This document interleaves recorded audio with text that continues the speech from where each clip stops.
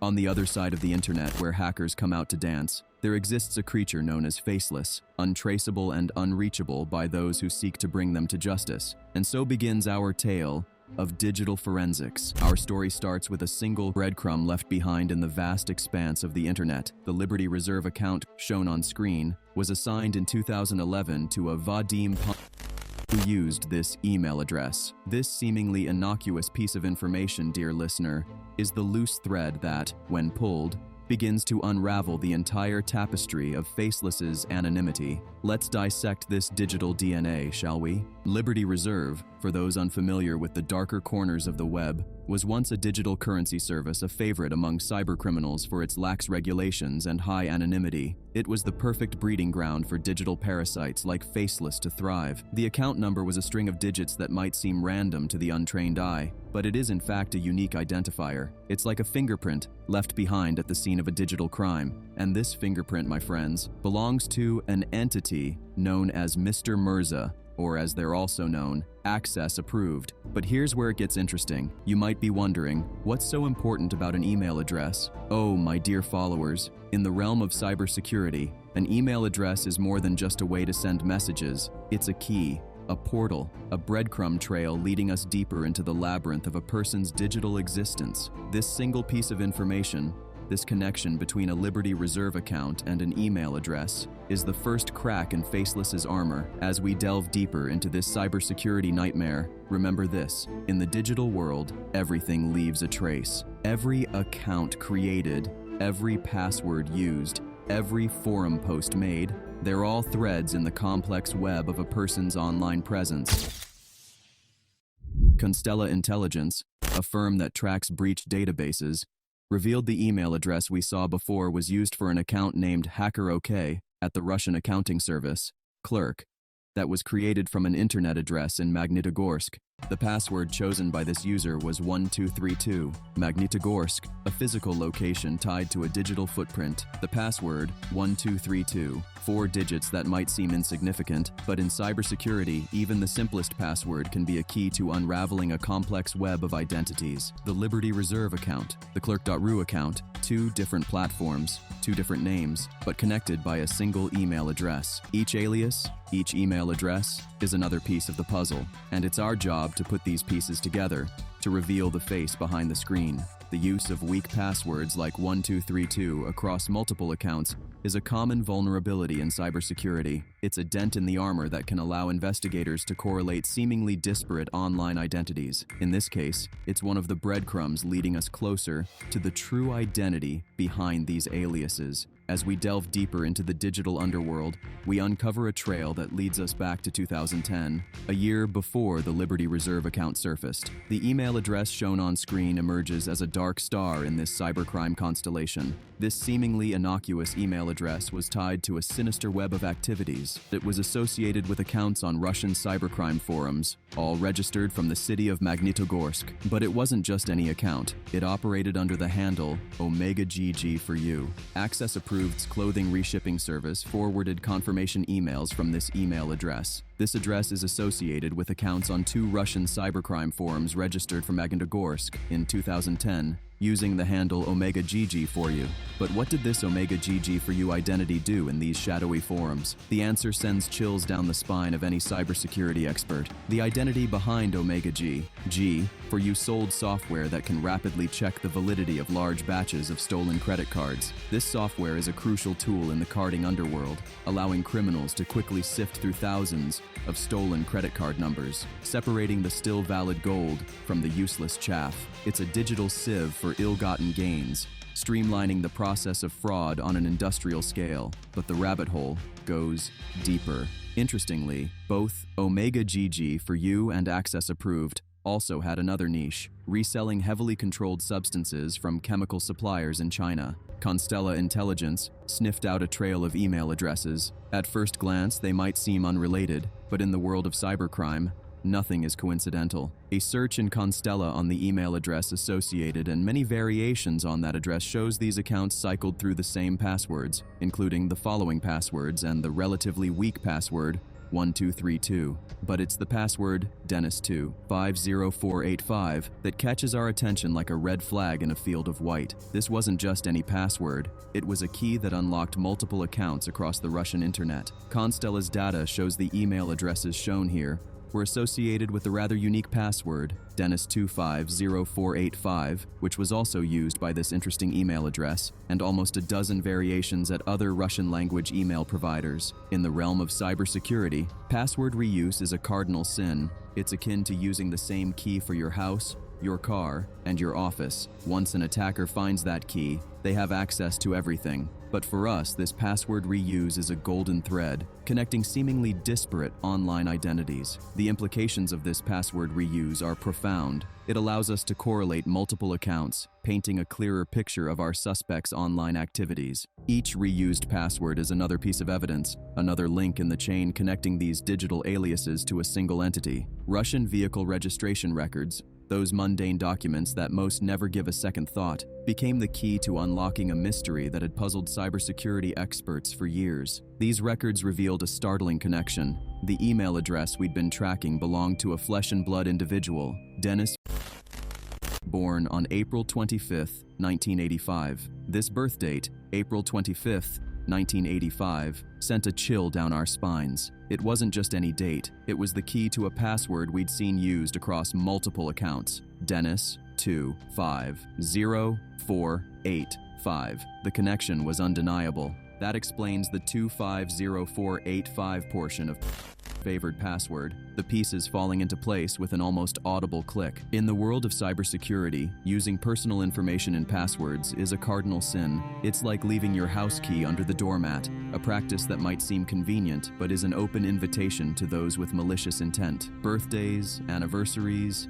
names of pets. These personal details are the first things a hacker will try when attempting to crack a password. Using his birth date in his password was a critical error. It not only made his accounts more vulnerable to attack, but also provided us with a vital link between his online and offline identities. In the cat-and-mouse game of cybercrime investigation, this was a rare misstep that left a trail we could follow. Not only did it confirm the identity behind the email address, but it also tied this identity to the numerous other accounts using the same password pattern. Each of these accounts now had a name and a face attached to them. As we pieced together this digital jigsaw, another detail emerged from the vehicle registration records. The registration records further indicate that in 2016, vehicle was registered in a suburb of Moscow. This physical location added another layer to our understanding of his movements and activities. In the realm of cybersecurity, this breakthrough serves as a stark reminder of the risks associated with using personal information in passwords. It's a practice that can transform seemingly disparate online activities into a cohesive trail, leading right to your doorstep. It was the digital equivalent of leaving fingerprints at a crime scene, a mistake that may prove to be his undoing. In the labyrinth of cybercrime, corroborating evidence is the thread that leads us out of the darkness. As we delved deeper into the identity of Dennis, seemingly innocuous records began to paint a more complete picture. Russian incorporation records, those dusty digital archives, revealed a startling connection. Russian incorporation records show that this email is tied to a now defunct transportation company in the Volgograd Oblast, a region in southern Russia that shares a long border with western Kazakhstan. In 2012, someone posted answers to a questionnaire on behalf of Dennis to a Russian language discussion forum on Chinese crested dog breeds. This post provided a wealth of information. It described as a 27-year-old manager living in Krasnogorsk, a city adjacent to Moscow. In the world of cybercrime investigations, each piece of information, no matter how small,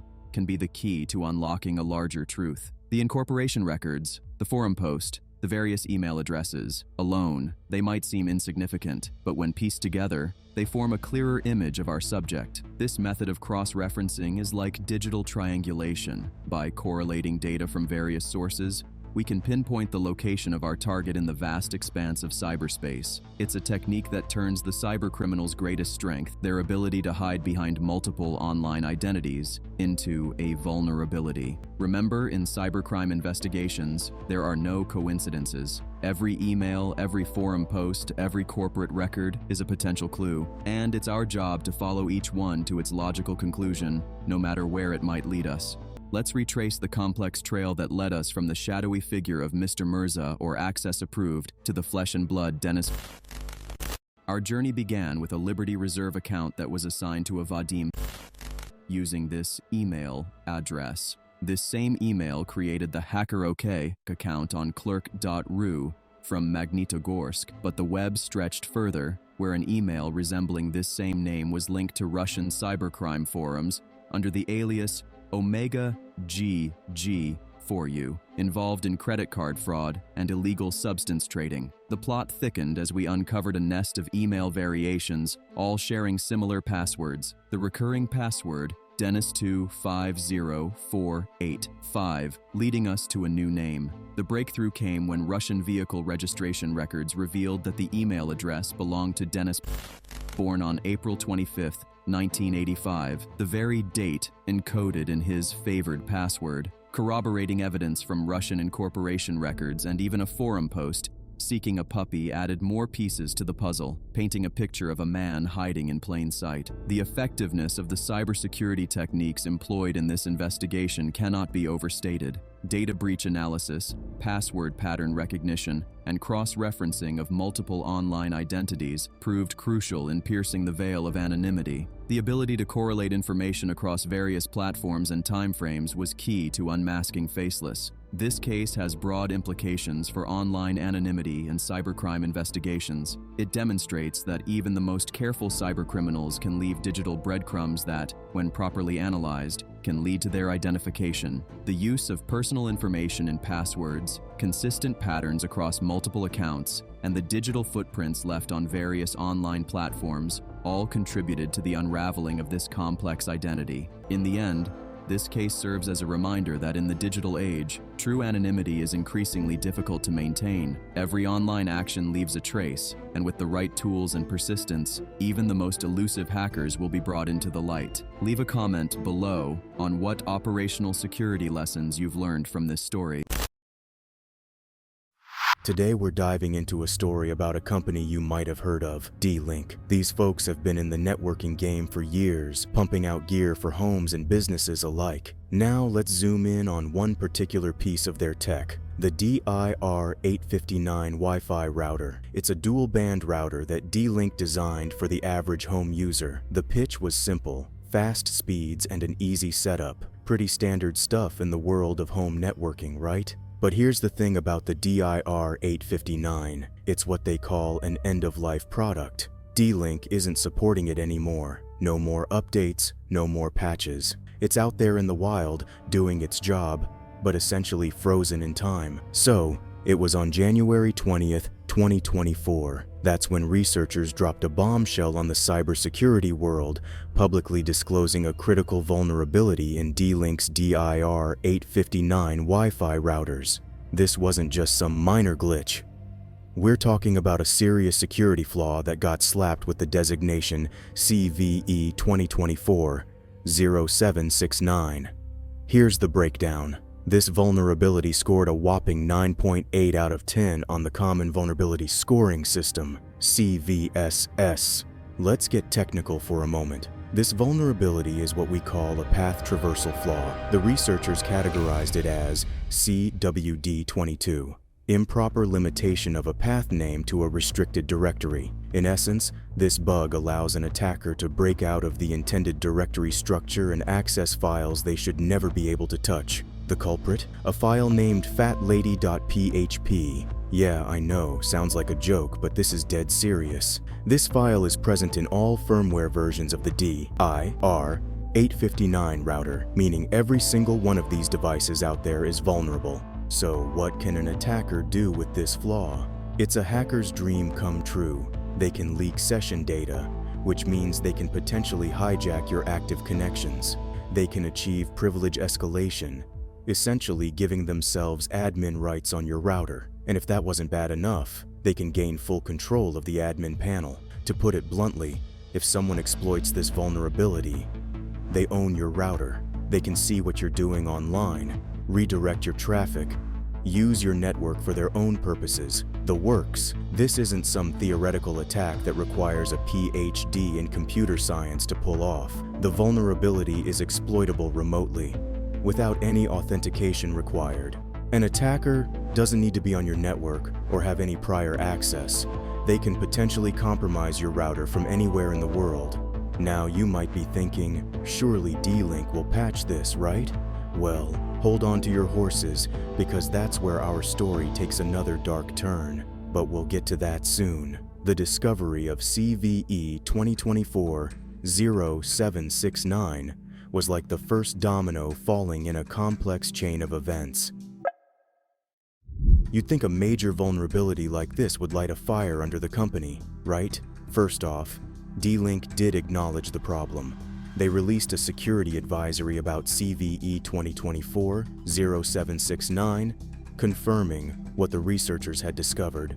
But that's pretty much where the good news ends. Here's the kicker. D-Link dropped a bombshell on DI-R859 owners. They confirmed that this router model had reached what we in the industry call end-of-life status. But wait, it gets worse. D-Link made it crystal clear that they had no plans to patch this vulnerability. Let me quote directly from our source. D-Link said it had no plans to patch the vulnerabilities, which are present only in end-of-life devices, meaning they are no longer supported by the manufacturer. Now, I know what you're thinking. Surely they can't just leave 92,000 devices vulnerable like that. Remember, we're talking about a critical vulnerability here, one that affects every single DIR859 router out there, regardless of firmware version. To put this in perspective, we're looking at roughly 92,000 devices that are sitting ducks for these remote takeover exploits. These attacks can be launched from anywhere in the world, using nothing more than some malicious HTTP traffic. And D-Link's response? Essentially, sorry, not our problem anymore. This lack of a patch is a big deal. It means that these routers are going to remain vulnerable indefinitely. There's no magic firmware update coming to save the day. It's a stark reminder of the risks we take when we continue to use devices that have reached end-of-life status. Alright folks, let's fast forward to June 2024. Remember that nasty vulnerability in D-Link's DIR859 routers we talked about? Well, it just went from theoretical to very, very real. On June 25th, the cybersecurity world got a wake-up call. Grey Noise, a threat intelligence platform that keeps its ear to the ground for malicious activity, dropped a bombshell. They observed active exploitation of CVE 2024-0769 in the wild. This wasn't a lab experiment anymore. Hackers were actively targeting vulnerable routers. Now, let's get into the nitty-gritty of what these attacks looked like. The researchers at Grey Noise noticed something interesting. A slight variation on the public exploit.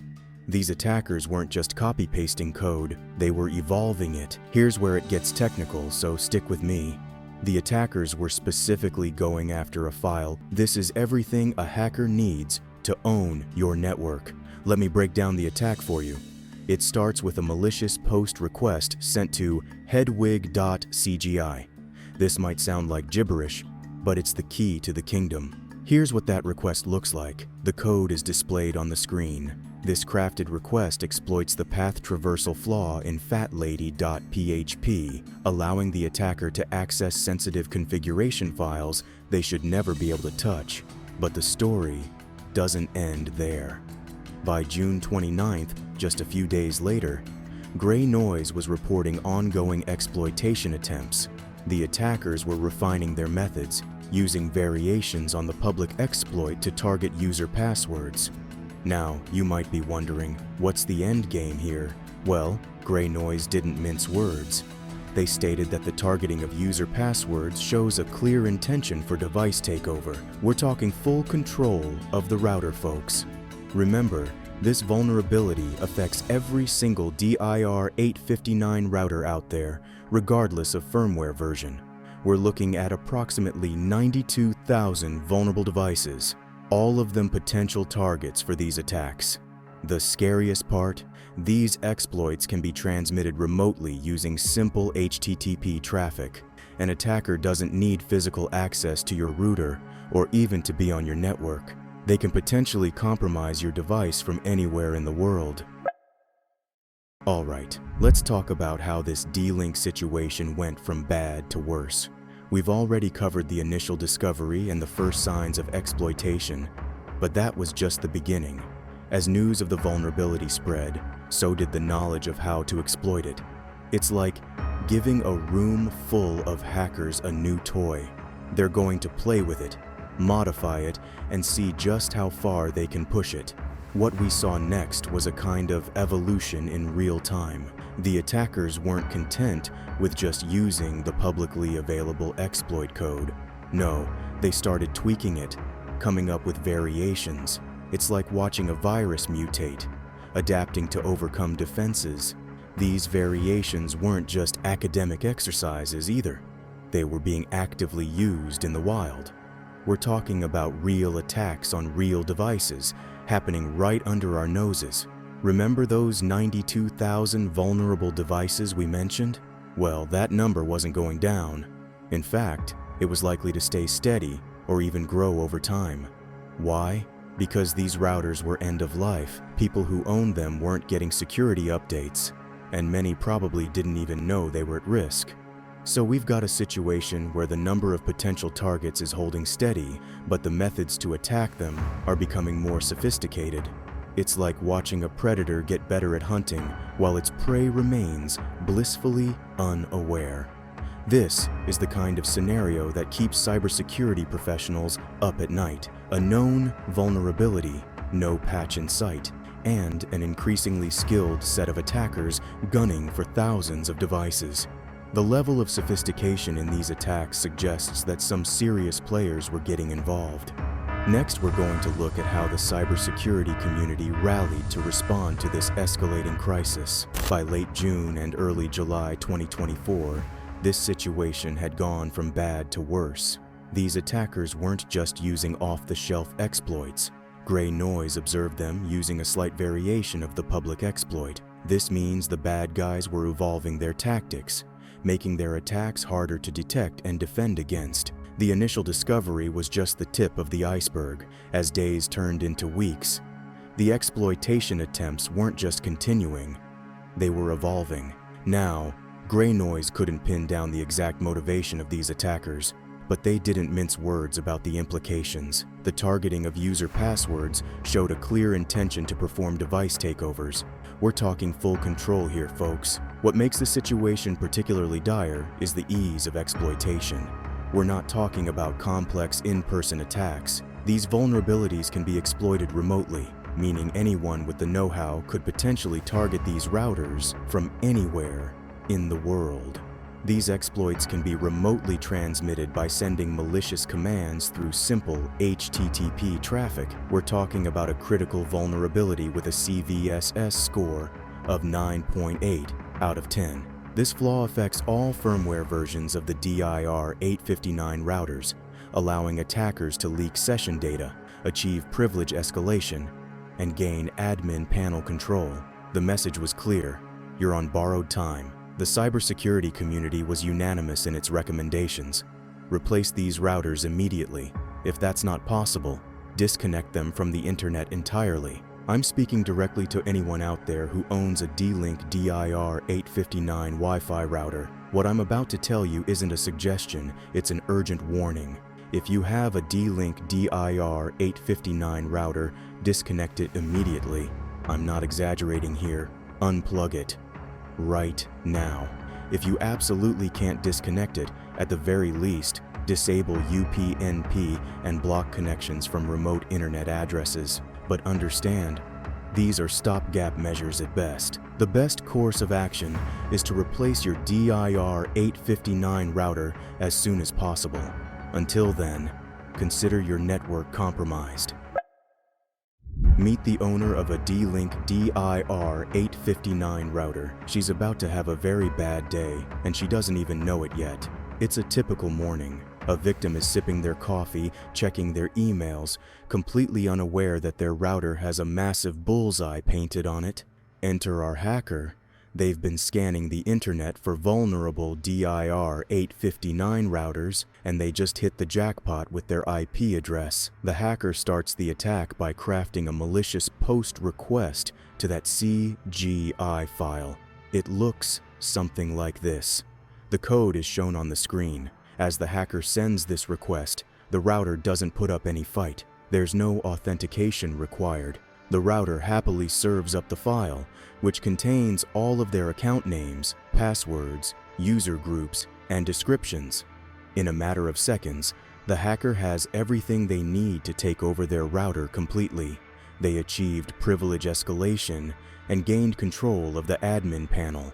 The victim is still oblivious to the fact while they look at their phone, but their entire network has just been compromised. With this level of access, the hacker can now intercept their internet traffic, steal their banking credentials, or use their router as part of a botnet for larger attacks. The hacker could even change their DNS settings, redirecting them to fake versions of websites to steal even more data. The worst part? Their router will continue to function normally. They won't notice anything amiss until it's far too late. Their router, one of approximately 92,000 vulnerable devices, will remain a silent, unwitting accomplice in the hacker's schemes. Their router, being end of life, is permanently vulnerable. The only real solution is for them to replace their router entirely, but they don't know that yet. This scenario isn't science fiction. It's happening right now all over the world to real people with DIR 859 routers. Let's talk about the elephant in the room: end-of-life devices. The DIR 859 router is a prime example of what happens when hardware reaches this stage. D-Link flat out said they have no plans to patch this vulnerability. Once a device hits end of life, it's a ticking time bomb from a security standpoint. Staying informed about the devices you own isn't just good practice, it's crucial. This vulnerability affects all firmware versions of the DIR 859 routers. It doesn't matter if you've been diligent about updates. If you're running this model, you're vulnerable.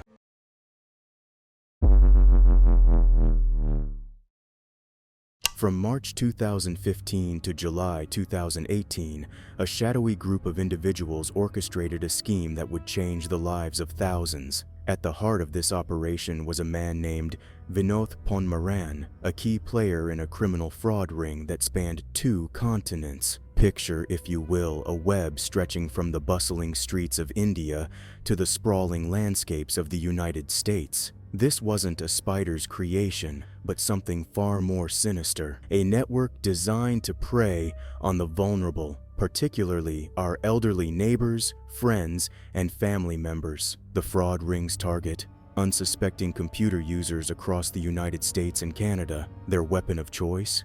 Not a physical weapon of sorts, but something far more insidious in our modern world. Now, you might wonder, what exactly is a technical support fraud scheme? Imagine this. You're sitting at your computer, perhaps checking your email or browsing the web, when suddenly, your screen is overtaken by a menacing pop-up. It screams that your computer is infected, that your precious photos and important documents are at risk. For many, especially those less familiar with the intricacies of technology, this moment is terrifying. This fear was exactly what Ponmaran and his associates counted on. They weren't fixing computers. They were exploiting the digital anxiety that many of us, especially older adults, experience in our increasingly online world. The scope of their operation was staggering. Over 3 years, they cast their net wide, ensnaring victims from coast to coast, including right here in the Southern District of New York. It wasn't just a few isolated incidents. No, this was a calculated, widespread assault on the trust and wallets of thousands. As we peel back the layers of this complex scheme, we'll uncover the tactics they used, the lives they affected, and the ultimate price they paid for their crimes. But first, let's understand just how deep this rabbit hole goes. This is a cybercrime story based on true events. Let me introduce you to someone. Let's call her Margaret, a 75-year-old retiree living in a quiet suburban neighborhood. Margaret, like many of her generation, had embraced technology later in life. Her computer was a window to the world, a way to stay connected with her grandchildren through email and video calls. On a crisp autumn morning in 2016, Margaret sat at her desk, sipping her morning coffee and checking her emails. Little did she know, she was about to become one of the thousands of victims targeted by a sophisticated fraud ring that had been operating since March 2015. You see, Margaret wasn't just any potential victim. She represented exactly the kind of person this criminal group sought out. An older adult, perhaps not as tech-savvy as younger generations, with a trusting nature and a computer full of precious memories and important documents. The fraud ring's goal was simple, yet devious. They wanted to trick people like Margaret into thinking their computers were sick with something called malware. Now,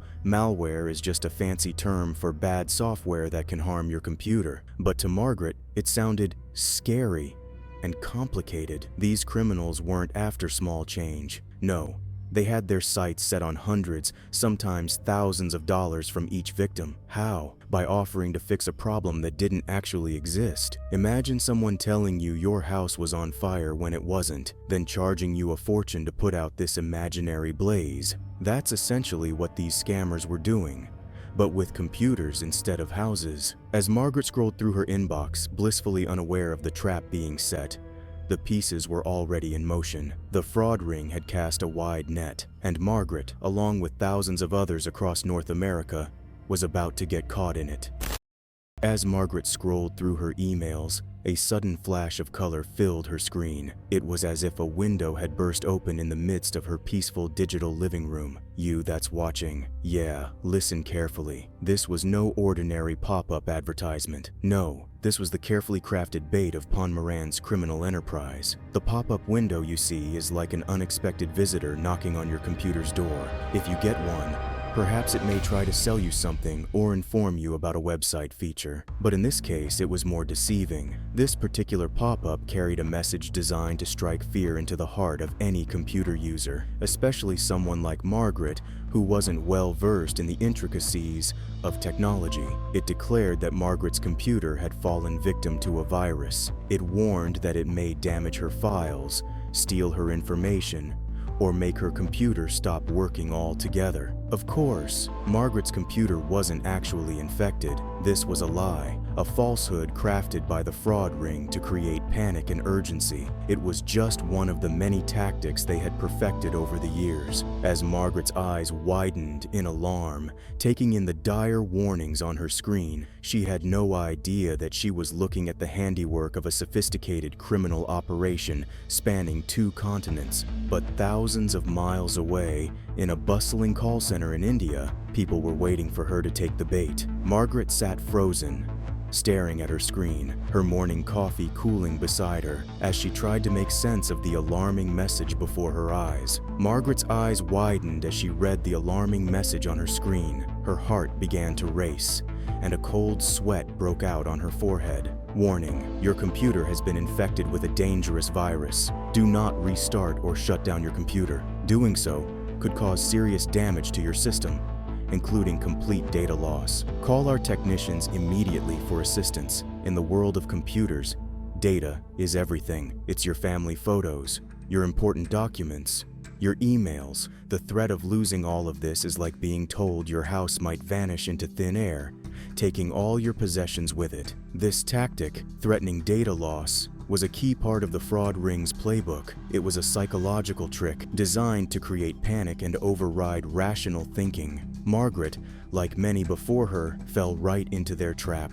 In her mind, all she could think about were the precious photos of her grandchildren, the letters she'd been writing to her sister, the recipes she'd carefully typed out. All of it, potentially gone in an instant if she made the wrong move. The fraudsters, led by the likes of Vinod Pon Moran, knew exactly what they were doing. They understood that for many people, especially those less familiar with technology, the fear of losing their digital lives would be paralyzing. It was a fear that could make people act irrationally, make hasty decisions, and ultimately fall victim to their elaborate scam. The pop-up had done its job. The trap was set, and Margaret, her hand shaking slightly, reached for her phone, ready to do anything to save her precious data.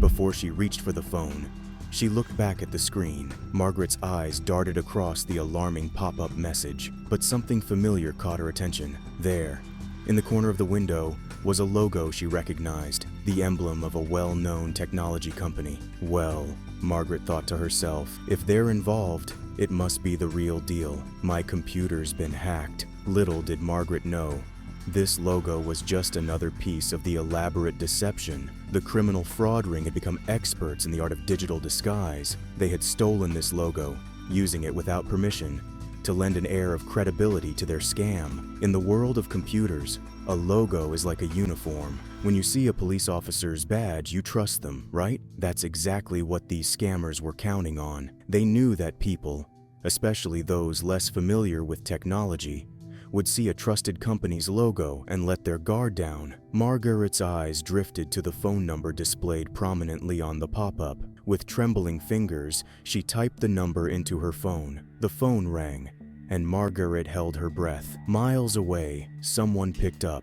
The phone rang twice before a voice answered, "Tech support, how may I assist you today?" Margaret sighed with relief, her tension easing slightly at the professional tone. "Oh, thank goodness," Margaret said, her voice quavering. "My computer, it says it has a virus. I'm so worried about losing everything." "I understand your concern, ma'am," the fake technician said soothingly. "We're here to help.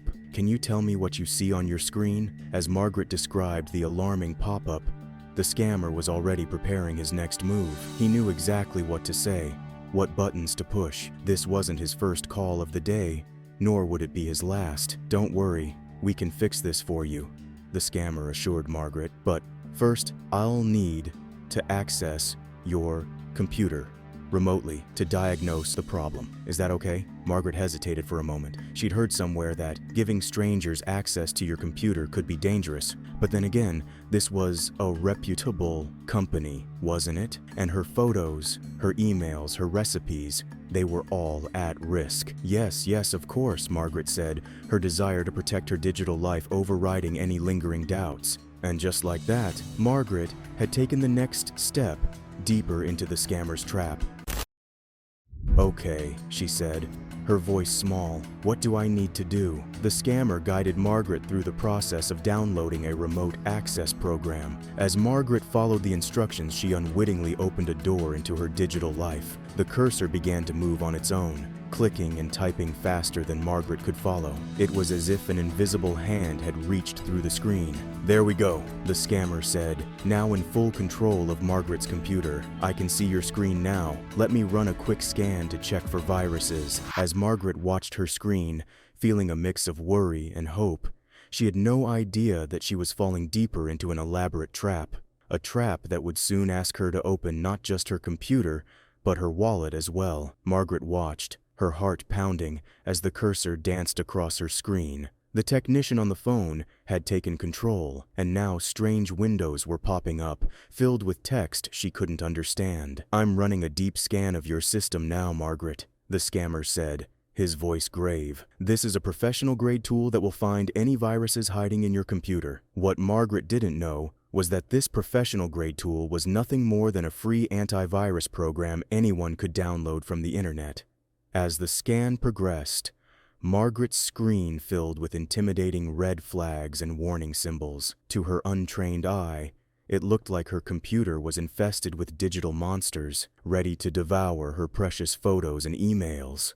"Oh my," Margaret gasped, her hand flying to her mouth. "Is it very bad?" The scammer's voice turned grim. "I'm afraid so, Margaret. Your computer is in serious trouble. But don't worry, we can fix this. It's a good thing you called us when you did." As Margaret stared at her screen, her stomach tightening with worry, she had no idea that she was about to be led even deeper into the scammer's trap. The diagnosis was complete, and now came the most crucial part of the con. The scammer's voice took on a grave tone, sending a chill down Margaret's spine. "Margaret, I'm afraid the situation is dire. Your computer is in critical condition." Margaret's heart raced. "Oh dear, how bad is it?" "It's severe," the scammer replied, his words carefully chosen to instill fear. "If we don't act immediately, you could lose everything. Your photos, your emails, all your precious memories." This tactic of creating urgency was a cornerstone of the fraud ring's playbook. Whatever you do, the scammer warned, don't turn off your computer or restart it. That could cause irreversible damage. Margaret's hands hovered nervously over her keyboard. She thought of the pictures of her grandchildren, the recipes she'd carefully typed out, the email from her sister she hadn't yet replied to.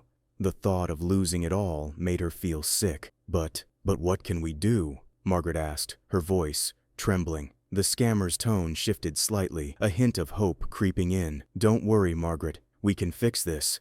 But we need to act fast. Time is of the essence. Now, the scammer said, his voice smooth as silk, I'm going to guide you through the payment process. It's very simple, I assure you. Margaret nodded, forgetting for a moment that the man couldn't see her. Okay, she said, her voice shaky. I've just sent some instructions to your computer, the scammer continued. You should see a new file on your desktop. Can you see it? Margaret squinted at her screen. Indeed, there was a new icon she hadn't noticed before. Yes, I see it, she confirmed. Excellent. Please open that file for me. The file opened, revealing a set of step-by-step instructions for making the payment. It looked official, even including the logo of a well-known bank. Just follow those instructions carefully. They'll guide you through entering your payment information securely. Margaret began to follow the steps, carefully typing in her credit card number, expiration date, and the 3-digit security code on the back. This method of leaving payment instructions directly on victims' computers was a clever tactic. It made the process seem more legitimate and allowed the scammers to provide detailed instructions without raising suspicion. As Margaret completed the final step, she felt a mix of relief and apprehension. Is that everything? She asked. Yes, that's perfect. The payment has been processed successfully. We'll begin work on your computer right away. With Margaret's payment processed, the scammer's tone shifted to one of reassuring professionalism. All right, now that we've taken care of the payment, let's get your computer fixed up. Margaret watched, both anxious and hopeful, as her cursor began to move on its own once again. Windows popped up and closed in rapid succession. Lines of text scrolled by too quickly for her to read. What I'm doing now, the scammer explained, is running our advanced antivirus software. It's going to clean out all those nasty viruses and get your computer running like new again. As the scan ran, the scammer kept up a steady stream of technical-sounding commentary. Oh, look at that. Yes, good thing we caught this when we did. Margaret's eyes widened. Is it very bad? It was, but don't you worry. Our software is taking care of it all. After several minutes of this performance, the scammer declared triumphantly, There we go, your computer is now clean and protected. How does it feel? Margaret moved her mouse around, opened a few programs. Everything seemed to work, just as it always had. It seems fine, she said, a note of surprise in her voice. Of course it does, the scammer said cheerfully. That's the power of our advanced protection. You won't even notice it working in the background, keeping you safe. As the call wound down, Margaret felt a mix of relief and gratitude. She had no idea that she had just become one more statistic in the scheme. The scammer ended the call with a friendly reminder. Remember, if you ever see any more warning messages or have any concerns, don't hesitate to call us back. We're always here to help. A few days after her harrowing computer experience, Margaret's grandson Tom came to visit. As they sat in her cozy living room sipping tea, Margaret recounted her recent brush with computer troubles. Oh, Grandma, Tom said, can I take a look at your computer? Margaret nodded, leading him to her desk. As Tom examined the machine, his voice deepened. Grandma, there's nothing wrong with your computer.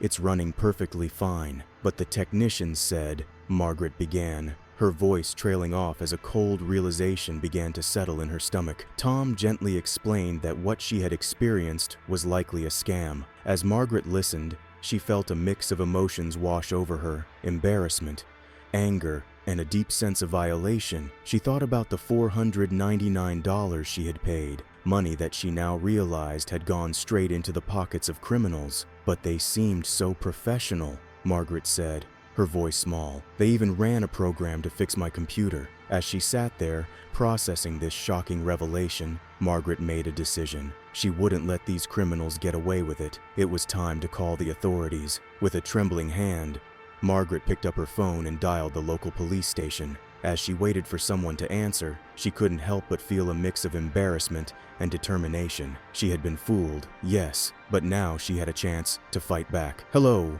police department. How can I help you?" A friendly voice answered. Margaret took a deep breath. I think I've been scammed," she said, her voice growing stronger with each word. She recounted her story, the frightening pop-up, the call to the supposed tech support, the money she had paid for services she didn't need. The officer listened patiently, then explained that Margaret's experience matched a pattern they had been seeing. "Your report will help us build a stronger case against these criminals." Margaret felt a small sense of relief. Her $499 might be gone, but perhaps her story could help prevent others from falling into the same trap.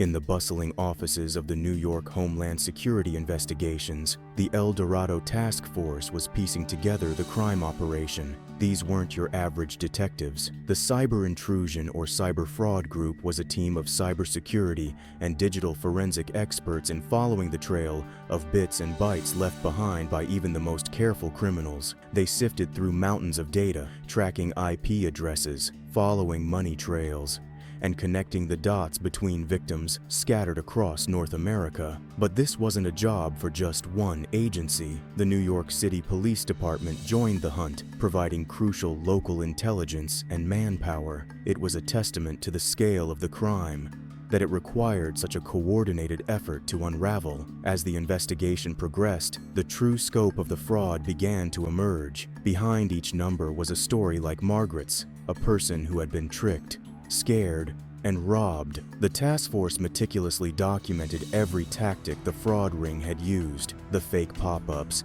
the stolen logos, the remote access to victims' computers. All of it was cataloged and analyzed. They traced the fraud from the initial scare tactics to the final cash-out, building a comprehensive picture of how the scheme operated. Little did the fraudsters know, but their days of exploiting the elderly were numbered. The net was closing in, and soon, the perpetrators would face the consequences of their actions. As Mr. Williams, the lead investigator, would later remark, it was the combined efforts of these dedicated teams that would ultimately bring the criminals to justice. The investigation was a testament to what could be achieved when different law enforcement agencies worked together, pooling their expertise to combat the ever-evolving threat of cybercrime. The long arm of the law finally caught up with the perpetrators of this elaborate scheme. Like a carefully choreographed dance, law enforcement agencies moved simultaneously across the country, their net closing in on the key players of this digital fraud ring. In the neon-lit city of Las Vegas, Nevada, Romana Leyva, a culprit in the operation, found her luck had run out. As the desert sun rose, agents knocked on her door, bringing an abrupt end to her part in the scam. Meanwhile, across the country in Bellerose, New York, Ariful Haq, another member, had his morning take an unexpected turn as he too was placed under arrest. But the story doesn't end there. Up in the quiet town of Blaine, Washington, near the Canadian border, Vinod Ponmaran, the 34-year-old man who had orchestrated so much of this scheme, found himself in handcuffs, facing a judge in a Seattle federal court. On March 15, 2024, the courtroom fell silent as Vinod Ponmaran stood before the judge, looking small and defeated. "How do you plead?" the judge asked. "Guilty, Your Honor," Ponmaran replied, his voice barely above a whisper. He pled guilty to 2 charges: conspiracy to commit wire fraud and conspiracy to intentionally damage a protected computer. In simple terms, he admitted to working with others to trick people over the internet and to deliberately harm their computers. Each of these charges could have landed Ponmaran in prison for up to 5 years, but that wasn't all. As part of his plea deal, Ponmaran agreed to forfeit over $6 million, money stolen from innocent victims. He also agreed to pay back nearly $2 million directly to those he had harmed. Months passed, and on July 31st, 2024, Ponmaran returned to court for his sentencing. The judge's decision was firm: 7 years in federal prison. As the sentence was read out, the gravity of Pomeran's crimes became clear. This wasn't just about stolen money. It was about the exploitation of vulnerable people, about the abuse of trust, about the fear and confusion caused to thousands of elderly victims across North America. For Margaret and the thousands like her, this sentence brought a measure of justice. It was a reminder that in the digital age, crime doesn't pay, even when it's committed from behind a computer screen thousands of miles away. As Pomeran was led away to begin his sentence, one couldn't help but wonder about the lasting impact of his crimes. The tactics used by Pomeran and his co-conspirators, the fake virus warnings, the stolen company logos, the threats of data loss, were designed to exploit our deepest fears. The story of Vinod Pomeran and his fraud ring is over, but the story of our collective journey towards better cybersecurity awareness, that's just the beginning. And it's a story in which we all have a part to play. Leave a comment below if you know anyone that ever fell victim to a scam like this. I'm giving you a warning. This is one wild cybercrime story. It's like something straight out of a hit thriller movie, but this shit actually happened. We're talking about a guy named Morgan Culbertson and his own evil, custom malware called Dendroid. Dendroid isn't some random computer virus you download from Google. This is some next-level stuff designed specifically for Android phones. Dendroid was all about infiltrating Android phones and giving the attacker a ridiculous amount of control. Culbertson, the mastermind behind Dendroid, wasn't some seasoned cybercriminal operating out of a dark basement. He wasn't a state-sponsored actor. No, this dude was just a teenager when he started cooking up this virus. We're talking about a kid who was probably worrying about who he's taking to prom one minute, then coding sophisticated malware the next. It's crazy to think about. The name Dendroid itself is pretty telling. In biology, dendrites are these branching structures in nerve cells that receive signals. Similarly, this malware was designed to branch out and gather all sorts of information from infected phones. It's a clever name, showing that whoever came up with this wasn't just some dumb kid messing around. What makes this story even more insane is how Culbertson managed to pull this off while also interning at a major cybersecurity company. Yep, you heard that right. He was an insider threat. Talk about leading a double life. And he almost got away with it. The sheer audacity of it is mind-blowing. But here's the thing. Dendroid wasn't just some backyard project. Culbertson was profit-driven. This malware was a serious threat. We're talking about software that could secretly take photos, intercept text messages, steal files, and even record phone calls. Imagine all the sensitive information on your phone. Now imagine it in the hands of a hacker. They'd have access to all of that without you knowing. That's the kind of power Dendroid gave its users. As we go deeper into this documentary, you're going to see how Culbertson went from a tech prodigy to a convicted cyber criminal. I'll explore the dark corners of the internet where malware like Dendroid is bought and sold, and show you how law enforcement agencies from around the world came together to take down this operation. But more than that, you're going to see how the code Culbertson created continued to evolve and cause havoc long after he was caught. It's a reminder of how the internet and the world we live in can be a very, very dangerous place, and how the actions of one person can have far-reaching consequences.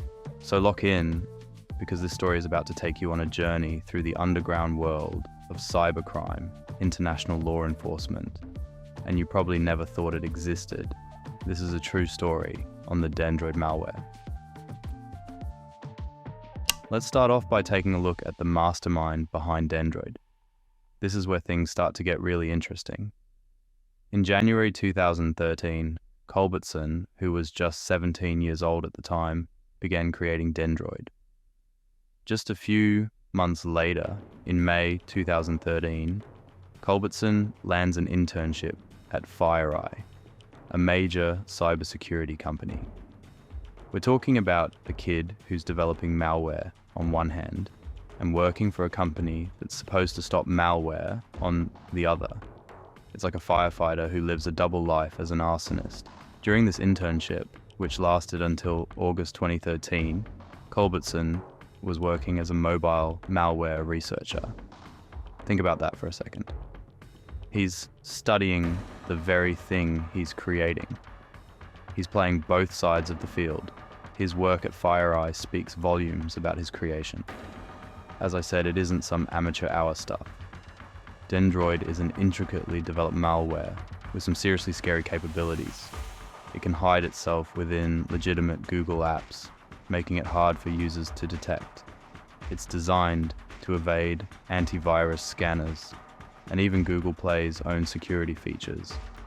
In October 2013, Culbertson, using the username Android, starts advertising Dendroid on a hacking forum called Darkode. This is where cybercriminals gather to buy and sell malware and hacking tools. According to a post he made there, Dendroid took about 1.3 years to fully develop. That means he started working on it when he was around 16 years old. It's mind-blowing to think about a teenager creating something this advanced and malicious. From a cybersecurity perspective, Dendroid represents a perfect storm of threats. It's mobile malware, exploits Android security weaknesses, and was being developed from an insider threat. The story of Culbertson's rise is a reminder of the battle of good versus evil. This time, evil won, and his malware really took the underground hacking world by storm.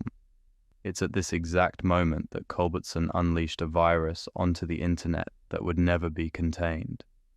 As you'll soon find out, his actions would have very large consequences. In 2014, Dendroid started to spread. And our guy Culbertson, what was he doing? Well, you wouldn't believe it, but he's back at FireEye. Yep, that's right. He's back for another internship in the summer. Imagine the smirk on his face going to work every day, bringing secrets back home with him that would influence his choices when building, upgrading, and maintaining Dendroid. But that smirk on his face wouldn't last forever. In March 2014, security researchers discover Dendroid. It's like finding a new rare species, but not in the physical world. Now, in the cybersecurity world, Dendroid was what we call malware as a service. It's like a twisted version of software you'd buy for your business, except it's designed to hack and steal. Culbertson was selling Dendroid on cybercrime forums for $300 in Bitcoin. That might not sound like much, but remember, this is the criminal underworld we're talking about. But what's worse, the source code, the actual blueprint for Dendroid, was going for a whopping $65,000. That's like selling the secret recipe for Coca-Cola in the hacker world. With that source code, other criminals could customize and evolve the malware, making it even more dangerous. By late March, Dendroid had set its sights on Android users in India. This was serious enough that CERT-IN, which is like India's cybersecurity SWAT team, had to issue a security advisory. When a national cybersecurity agency gets involved, you know it's not just some small-time hack. This soon became an international issue. The malware, developed by an American intern, was being sold on global cybercrime forums and targeting users in India and all over the globe. For a moment, Culbertson really thought he was unstoppable. But then came the Darkode takedown. What I'm about to tell you actually happened. On July 15, 2015, the cybersecurity world was rocked by a massive operation called Shrouded Horizon. Now that name alone sounds provoking, and it was. They delivered the knockout blows to this illicit hacking forum. Darkode, which we mentioned earlier, was this exclusive online forum where cybercriminals would hang out. We're talking about a place where hackers, malware developers, mainly anyone up to no good, would gather. It was like a black market bazaar, but for cybercrimes. Now, cybercrime forums are a big deal in the hacking world. They're where a lot of illegal activities get coordinated. Hackers share their latest exploits, sell access to compromised systems. They even offer other malware as a service tools like Dendroid. What, you thought this virus was unique? I could make 1,000 more videos on all the others. Anyway, Darkcode was a one-stop shop for cybercriminals and people like Culbertson. But on this day, law enforcement decided they'd had enough. We're talking about a massive, coordinated effort across 20 countries. Can you imagine the logistics of that?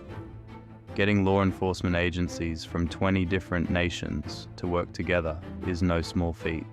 This kind of international cooperation is crucial in fighting cybercrime because, let's face it, the internet doesn't care about borders. In one fell swoop, they arrested or searched 70 Darkcode members and associates.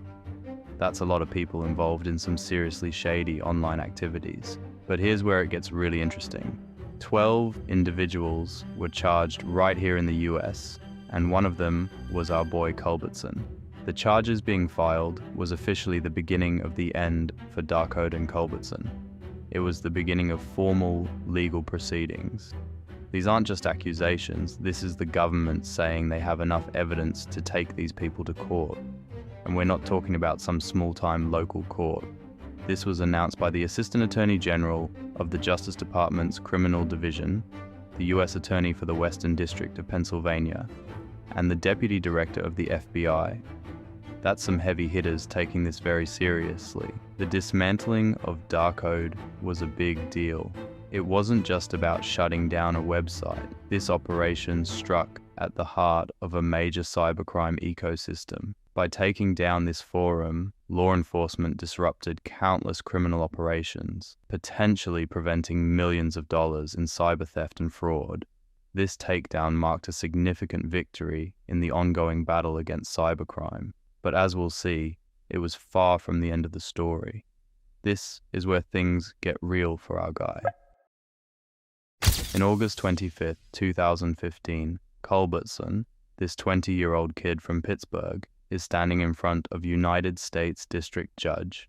Her name was Maurice B. Cohill. Can you imagine that? A guy who's barely old enough to drink, facing a federal judge. That's heavy stuff. Culbertson pleads guilty to designing and selling malware. He was facing some very serious charges. We're not talking about some kid who downloaded a virus for fun.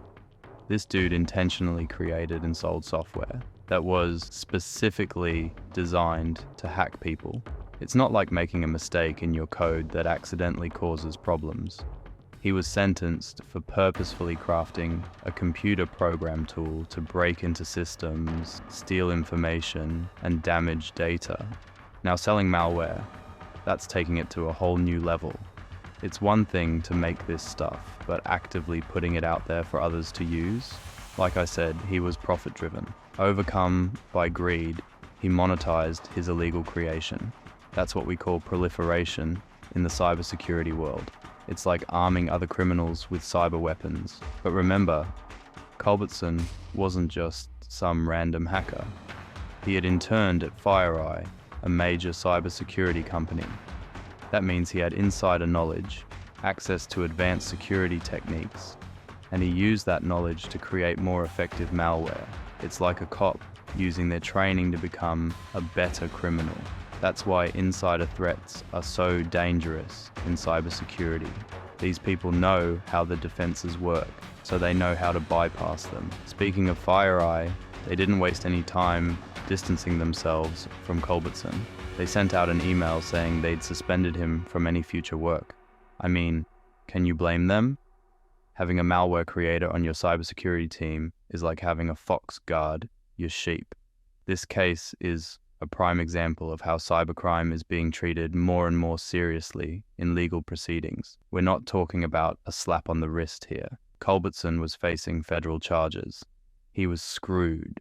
To you, who's watching, remember, actions online have real-world consequences.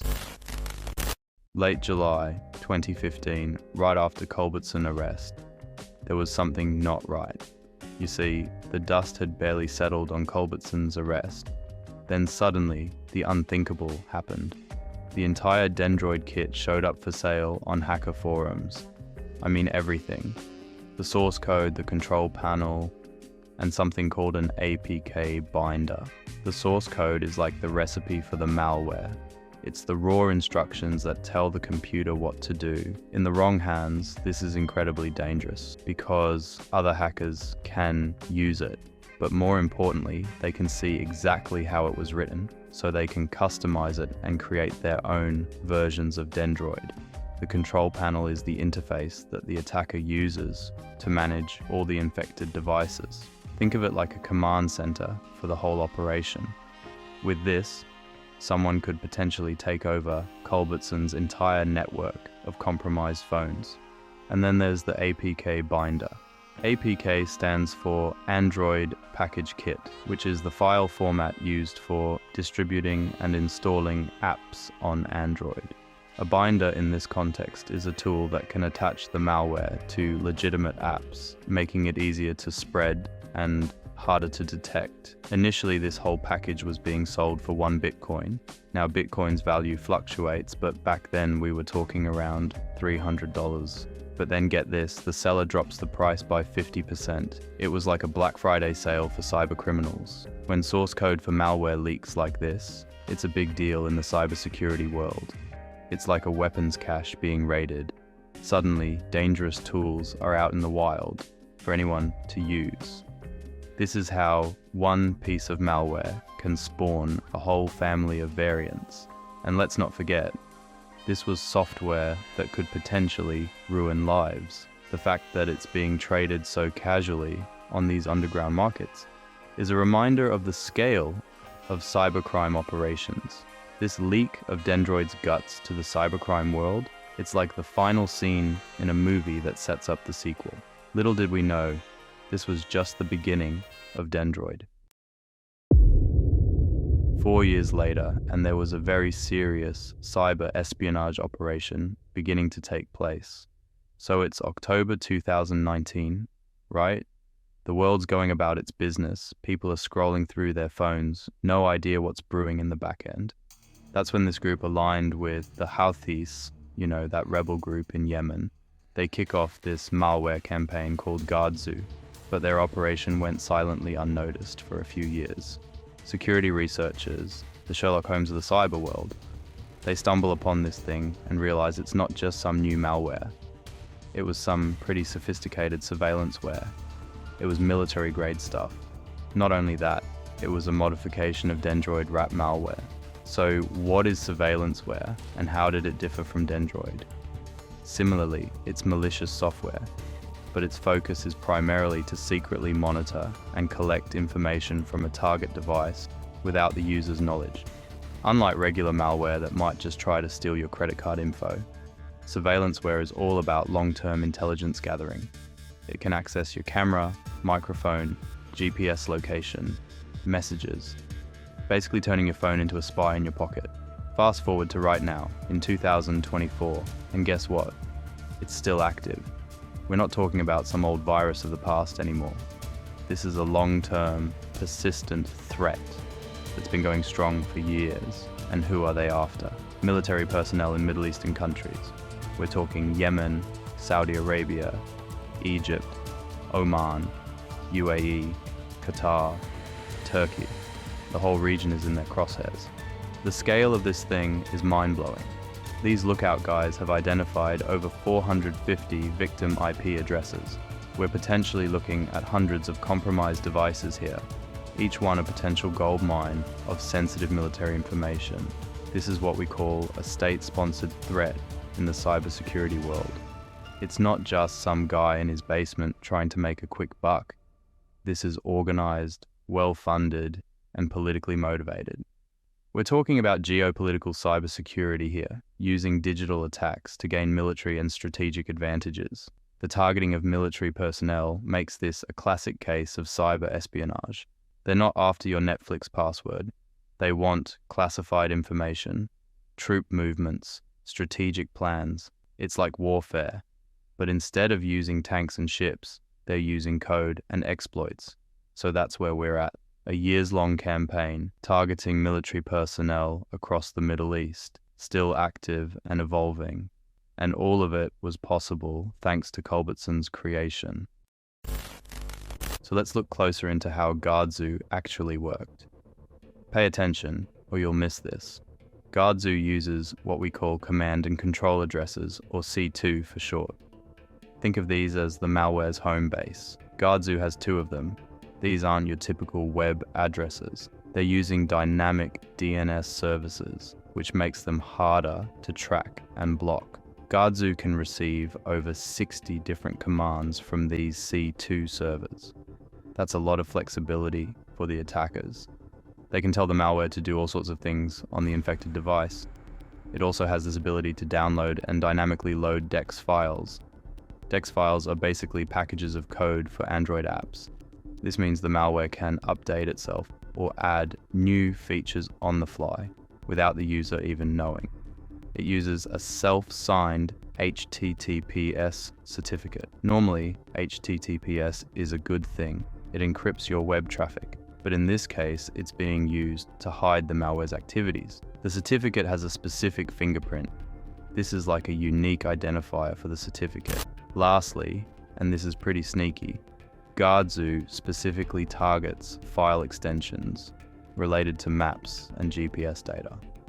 We're talking KMZ, WPT, RTE, and TRK files. This isn't random. Remember, they're going after military personnel. This kind of data could reveal sensitive information about troop movements or strategic locations. All of this put together makes GuardZoo a pretty serious piece of malware. It just goes to show that cyber threats can evolve and persist over time in the most interesting and wildest ways.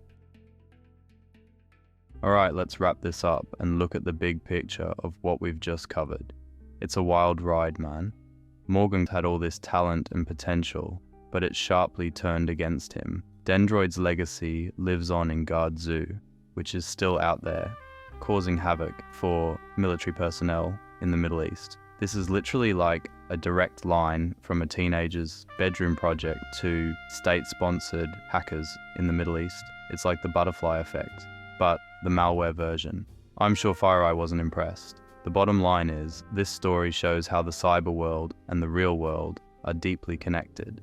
What starts as a kid's coding project can end up as a tool for international espionage. This is a reminder, code isn't just text on a screen or ones and zeros. It can have real-world consequences that affect people's lives and even national security.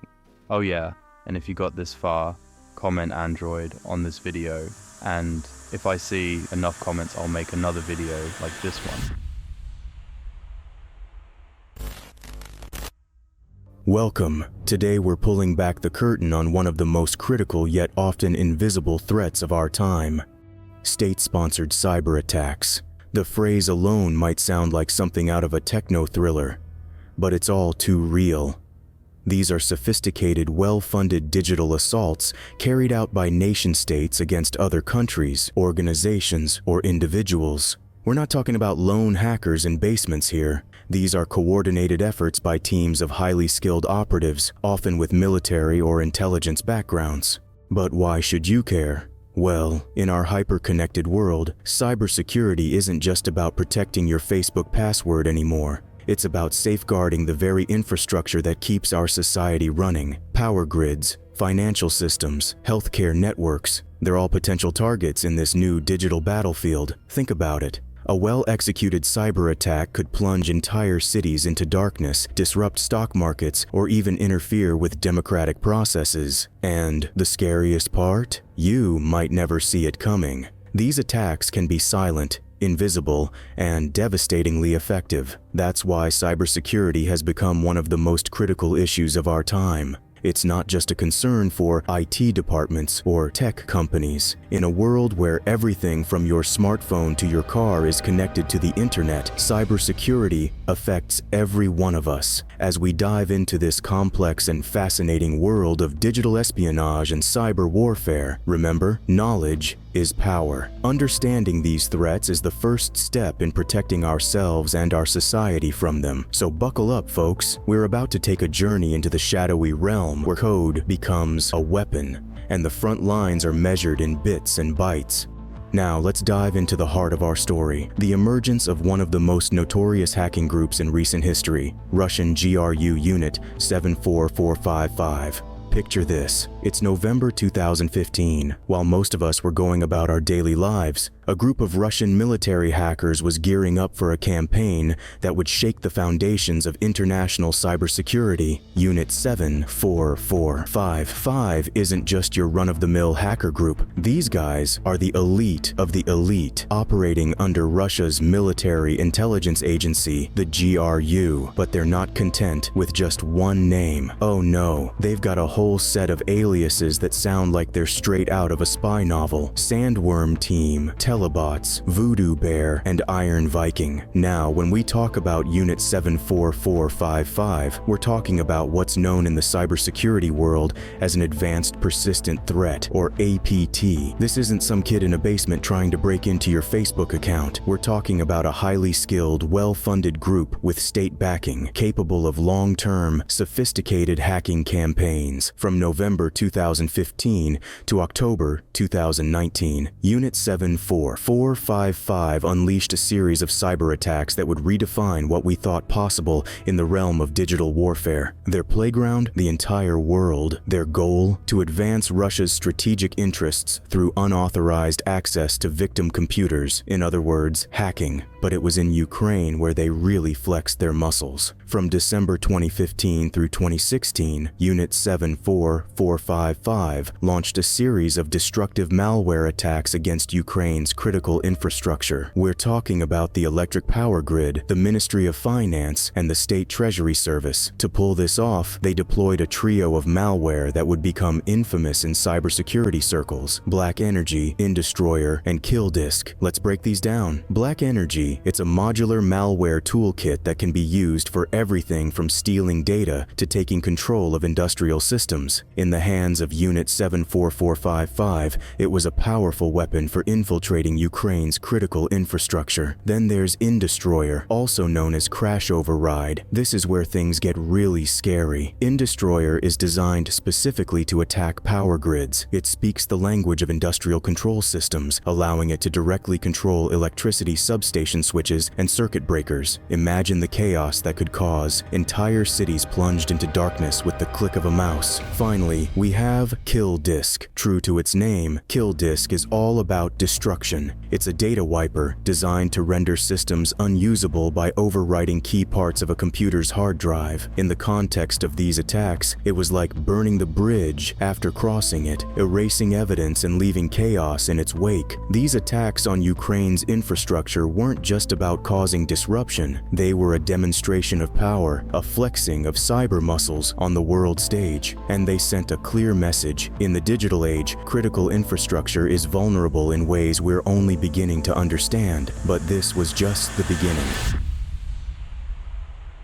First up, we've got the French election interference. In April and May of 2017, these Russian hackers set their sights on the heart of French democracy. Their target? None other than Emmanuel Macron's political party, La République En Marche. Along with various French politicians and local governments, the GRU deployed what we call spear phishing campaigns. Think of spear phishing as the sniper rifle of email scams. Instead of casting a wide net with generic phishing emails, these guys craft personalized, convincing messages to trick specific high-value targets into clicking malicious links or downloading infected attachments. It's like the difference between using a shotgun and a precision rifle. And in this case, the targets were key players in the French political scene. But they didn't stop there. The GRU also engaged in what we call hack and leak operations. This is exactly what it sounds like. They break into systems, steal sensitive information, and then strategically leak it to the public, often with the aim of causing chaos or influencing public opinion. It's like dropping a bomb of secrets right in the middle of an election campaign. Now, let's shift gears to June 27th, 2017, the day the NotPetya malware was unleashed on the world. This wasn't just another virus. This was cyber warfare on a global scale. NotPetya was a piece of destructive malware that spread like wildfire, infecting computers worldwide. We're talking major institutions here, hospitals, international shipping companies, even a US pharmaceutical giant. The damage? Nearly $1 billion in losses to just 3 victims alone. That's billion with a B, folks. NotPetya was particularly nasty because it masqueraded as ransomware, malware that encrypts your files and demands payment for their release. But here's the kicker. NotPetya had no intention of giving your files back. It was a wiper, designed purely for destruction. Once it got into a system, it was game over. The global impact was staggering, but let's zoom in on one case study that really drives home the real-world consequences of these attacks. The Heritage Valley Health System in Pennsylvania. Picture this: 2 hospitals, 60 offices, 18 community facilities, all suddenly thrown into chaos. Patient lists vanished, medical histories gone, lab records inaccessible, critical systems for cardiology, nuclear medicine, radiology, and surgery all knocked offline for a week. Administrative systems down for almost a month. This wasn't just about money or data, this was a direct threat to public health and safety. Imagine needing emergency care only to find the hospital's systems in disarray. That's the real terrifying impact of these cyber attacks. What we're seeing here is a clear evolution in tactics. From targeted attacks on Ukrainian infrastructure, Unit 74455 had now expanded to influencing foreign elections and launching global malware campaigns. The digital battlefield was growing and the stakes were higher than ever. Now, let's dial it up to 11 and talk about how these Russian hackers decided to go after some of the biggest events on the world stage. First up, the Winter Olympics. From December 2017 to February 2018, Unit 74455 launched a massive campaign targeting the Pyeongchang Games. But they didn't just go after the organizers. Oh no, they cast a wide net. We're talking South Korean citizens, Olympic athletes, partners, visitors, even International Olympic Committee officials. Nobody was off limits. Their tactics? A 1-2 punch of spear phishing and malicious mobile apps. Now, we've talked about spear phishing before, but mobile apps? That's a new level of sneaky. Imagine downloading what you think is an official Olympics app, only to find out you've just handed over your device to Russian military hackers. It's like inviting a fox into the henhouse and giving it the keys. But the real kicker came on February 9, 2018, the day of the opening ceremony. That's when they deployed a piece of malware known as Olympic Destroyer. This nasty little program was designed to do exactly what its name suggests: destroy the IT systems supporting the games. Think about it. Years of preparation, billions of dollars invested, the eyes of the world watching, and suddenly everything goes dark. That's the kind of chaos these guys were aiming for. It's not just about disrupting an event, it's about sending a message on a global stage. Now, let's shift gears to something even more sinister. In April 2018, our friends at Unit 74455 turned their attention to the investigation of the Novichok poisonings in the UK. For those who need a refresher, this was a nerve agent attack that targeted a former Russian military officer and his daughter on British soil. It was a big deal, to put it mildly. The hackers went after 2 key players in the investigation: the Organization for the Prohibition of Chemical Weapons, OPCW, and the UK's Defence Science and Technology Laboratory, DSTL. These are the folks responsible for investigating chemical weapons attacks, real serious business. Once again, the weapon of choice was spear phishing, but think about the implications here. This wasn't just about disrupting an event or stealing data. This was an attempt to interfere with an international investigation into a chemical weapons attack. We're talking about potential obstruction of justice on a global scale. What we're seeing here is a clear escalation from targeting infrastructure and elections. Unit 74455 had now moved on to disrupting major international events and interfering with sensitive investigations. They were flexing their cyber muscles on the world stage, showing that nothing was off limits. This is the kind of stuff that keeps diplomats and cybersecurity experts up at night. It's not just about the immediate impact of these attacks, it's about what they represent. When state-sponsored hackers start going after events like the Olympics or investigations into chemical chemical weapons attacks, it blurs the lines between cyber warfare and traditional geopolitical conflicts. And folks, this was just the beginning. As we'll see, the attacks would only get bolder and more diverse from here on out. The digital battlefield was expanding, and the stakes were higher than ever. We're about to dive into how Unit 74455 decided to spread its digital tentacles even further in 2018 and 2019. These guys weren't content with just messing with the Olympics or poking around chemical weapons investigations. No, they had their sights set on new targets, and let me tell you, it's a wild ride. First stop, Georgia. Yeah, that small country nestled in the Caucasus region. In 2018, our Russian friends decided to launch a spear phishing campaign against a major Georgian media company. Now, spear phishing, if you remember, is like the sniper rifle of email scams. It's precise, it's tailored, and it's damn effective. But they didn't stop there. In 2019, they took it up a notch. The target? The Georgian parliament. Yeah, you heard that right. These hackers were trying to compromise the very heart of Georgia's government. It's like trying to pick the lock on the country's brain. And just to add some digital graffiti to their work, they also launched what's described as a wide-ranging website defacement campaign across Georgia. Imagine waking up one day to find your country's websites plastered with whatever message these hackers decided to leave. It's not just about the data they might steal, it's about sending a message loud and clear. Now, website defacement might sound like digital vandalism, and in a way, it is. But it's also a psychological tactic. It's about showing vulnerability, about saying, hey, we can get in anywhere we want. It's the digital equivalent of leaving a calling card at the scene of a crime. But here's where things get really interesting. While all this was going on in Georgia, Unit 74455 was also ramping up its activities against a much bigger target, NATO countries. We're talking about a massive escalation here. In 2022, Russia increased its targeting of users in Ukraine by a whopping 250% compared to 2020. But that's not all. The targeting of users in NATO countries, that shot up by over 300% in the same period. Let that sink in for a moment. We're not talking about a small bump in activity. This is a full-scale cyber offensive against some of the most powerful countries in the world. Now, when we say targeting users, we're not just talking about trying to steal your Netflix password. This could be anything from attempting to access sensitive government systems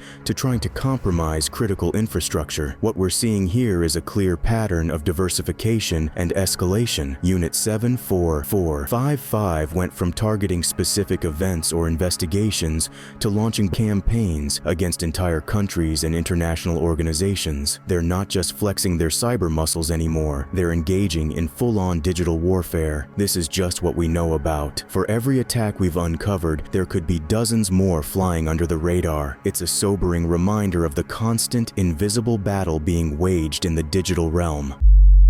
All of this is exposing just how vulnerable critical infrastructure really is. We've seen attacks on power grids, hospitals, and even city governments. What we're seeing here is a paradigm shift in the nature of cyber threats. It's not just about data theft or financial gain. We're talking about the potential for real-world, physical consequences from digital attacks. When a ransomware attack can shut down a city's utilities, courts, and first responders, we're in a whole new ballgame. This convergence of escalating state attacks, the criminal state nexus, and critical infrastructure vulnerabilities represents a new frontier in cyber warfare. Let's talk about how the world is fighting back against this digital onslaught. First up, we've got the legal hammer coming down. On October 15, 2020, the U.S. Department of Justice didn't just file a complaint. They dropped an indictment bomb on 6 Russian GRU officers. We're talking about the guys behind Unit 74455, the same crew responsible for NotPetya, the Olympic destroyer, and a whole laundry list of cyber mayhem. This isn't just some slap on the wrist. It's a clear message that the gloves are coming off in the fight against state-sponsored hacking. But here's the thing about cybercrime. It doesn't respect borders. That's why we're seeing a surge in international cooperation. Countries are realizing that they can't fight this battle alone. They're sharing intel, coordinating responses, and working together to track down these digital ghosts. One of the big challenges is attribution. Figuring out who's behind an attack, it's like trying to catch smoke, but we're getting better at it. Cybersecurity firms and government agencies are developing sophisticated forensic techniques to trace attacks back to their source. It's not foolproof, but it's a start. The takeaway here? The good guys are stepping up their game. They're not just playing defense anymore, they're taking the fight to the hackers. It's a constant arms race, with new threats emerging and new defenses being developed all the time. Let's face it, cyber threats aren't going anywhere. If anything, they're evolving faster than we can blink. The game is changing, folks. We've seen attacks go from disrupting power grids in Ukraine to interfering with French elections, from targeting the Olympics to messing with investigations into nerve agent attacks. And let's not forget about the rise of ransomware groups like hitting hospitals and leaking patient data like it's nothing. But we can save that for another video. From NotPetya causing nearly $1 billion in damage to a single ransomware attack, forcing the city of Wichita to shut down its entire network, we've seen the real-world impact of these digital threats, and it's only going to get more intense from here. Stay vigilant, stay informed, and for the love of all that's holy, think twice before clicking on that suspicious link, because in this brave new world of digital warfare, the next big attack could be just a click away. The digital war rages on, and we're all in it whether we like it or not. CrowdStrike. Computers around the world are going offline, and entire organizations are frozen. At the heart of this widespread issue stood CrowdStrike, a titan among cybersecurity vendors. Their Falcon software, a sophisticated endpoint protection platform, kept watch over thousands of businesses worldwide, a vigilant guardian against the viruses and cyber attacks that lurked in the dark corners of the internet. CrowdStrike's reach was vast, from Sydney to New York, from London to Tokyo. This is the story of how a routine software update became a global pandemic of blue screens and crashed systems. Windows computers worldwide started to succumb to an invisible force. It was unlike anything we'd ever seen. Suddenly, our monitors were flooded with alerts. Servers going dark, workstations becoming unresponsive. At first, we thought it was a localized issue, maybe a power surge or a failed update. But then the reports started pouring in from everywhere. The culprit? A seemingly innocuous software error. But this was no ordinary glitch. This was a digital pandemic, spreading at the speed of light through fiber optic cables and wireless networks. Their screens, normally alive with activity, now displayed only a haunting blue void. The dreaded blue screen of death, once a rare annoyance, had become a worldwide epidemic. The blue screen of death, or BSOD, is a critical system error in Windows operating systems. It occurs when the system encounters a problem so severe that it can't safely continue operating. Normally, it's isolated to individual machines. But this was different. According to users of Reddit in the CrowdStrike subreddit, the problem was causing widespread reports of blue screen of death for Windows computers and servers. It wasn't just personal computers.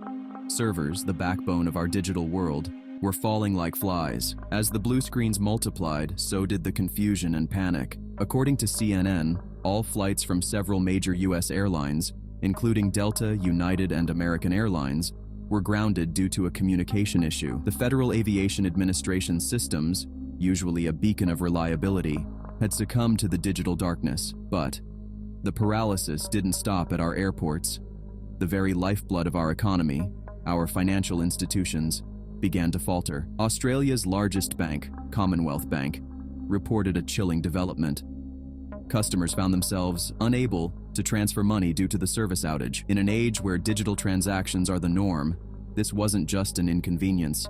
It was a financial catastrophe in the making. As panic spread, the fabric of everyday life began to unravel. Supermarkets and retailers, their point-of-sale systems rendered useless, were forced to close their doors or limit operations. This outage exposed a critical vulnerability in our interconnected systems. Many of these services rely on the same underlying infrastructure and software. Even as the world struggled to comprehend the scale of the disaster, another pillar of modern society began to crack. In Australia, news studios grappled with technical issues. Their state-of-the-art equipment rendered useless. Radio studios across the country fell silent. Their Windows PCs, the very machines responsible for switching outputs to air, now nothing more than expensive paperweights. The world's top cybersecurity experts raced against time to uncover the source of this catastrophic failure. The hunt began. The issue appears to stem from a company called CrowdStrike, a cloud-based cybersecurity company. The irony was palpable. The very guardians entrusted with protecting our digital realm now stood at the center of the storm. But how could a defender become the source of such widespread devastation? CrowdStrike's Falcon sensor is a sophisticated piece of software that operates at a low level within the Windows operating system. It's designed to detect and prevent cyber threats in real time. But this deep integration is a double-edged sword. When it works, it provides robust protection. When it fails, well, we're seeing the consequences unfold before us. As the connection to CrowdStrike became clear, the company itself broke its silence. A spokesperson said that CrowdStrike is aware of reports of crashes on Windows hosts related to the Falcon sensor. This statement is crucial. It confirms that the issue is linked to the Falcon sensor, but it doesn't provide details on the root cause. Is it a bug in the software, a malicious update, or something more sinister? As news of CrowdStrike's involvement spread, so did speculation. In the shadowy world of cybersecurity, where unseen threats lurk in every line of code, paranoia is a constant companion. All over the internet, people were throwing around the possibility of a cyber attack. If a malicious actor has found a way to weaponize CrowdStrike's update system, the implications are staggering. We're talking about a potential backdoor into some of the most secure systems in the world. But even as theories multiplied, hard facts remained elusive. Authorities around the globe scrambled to understand the true scope of the problem, their efforts hampered by the very outage they were investigating. The challenge we're facing is unprecedented. Every system we might use to investigate is potentially impacted. It's like trying to perform brain surgery in the dark, with both hands tied behind our backs. As the world held its breath, waiting for answers, one thing became painfully clear. The true cause of this digital apocalypse was waiting to be uncovered. The economic implications are staggering. We're seeing disruptions across media, retail, banking, airlines, and telecommunications. Each minute of downtime translates to millions in lost revenue. But more than that, it's eroding public trust in our digital systems. What we're seeing here, CrowdStrike's Falcon sensor is deeply integrated into the IT systems of thousands of businesses worldwide. When it faltered, it took down not just individual computers, but entire corporate networks. The fact that it's affecting such a wide range of industries speaks to how ubiquitous this software has become. This isn't just about inconvenience. We're talking about potential life and death situations, hospitals relying on digital systems for patient care, emergency services coordinating responses, power grids managed by computer systems. All of these are at risk. And let's not forget the long-term implications. Consumer confidence, market stability, international trade, all of these could be severely impacted.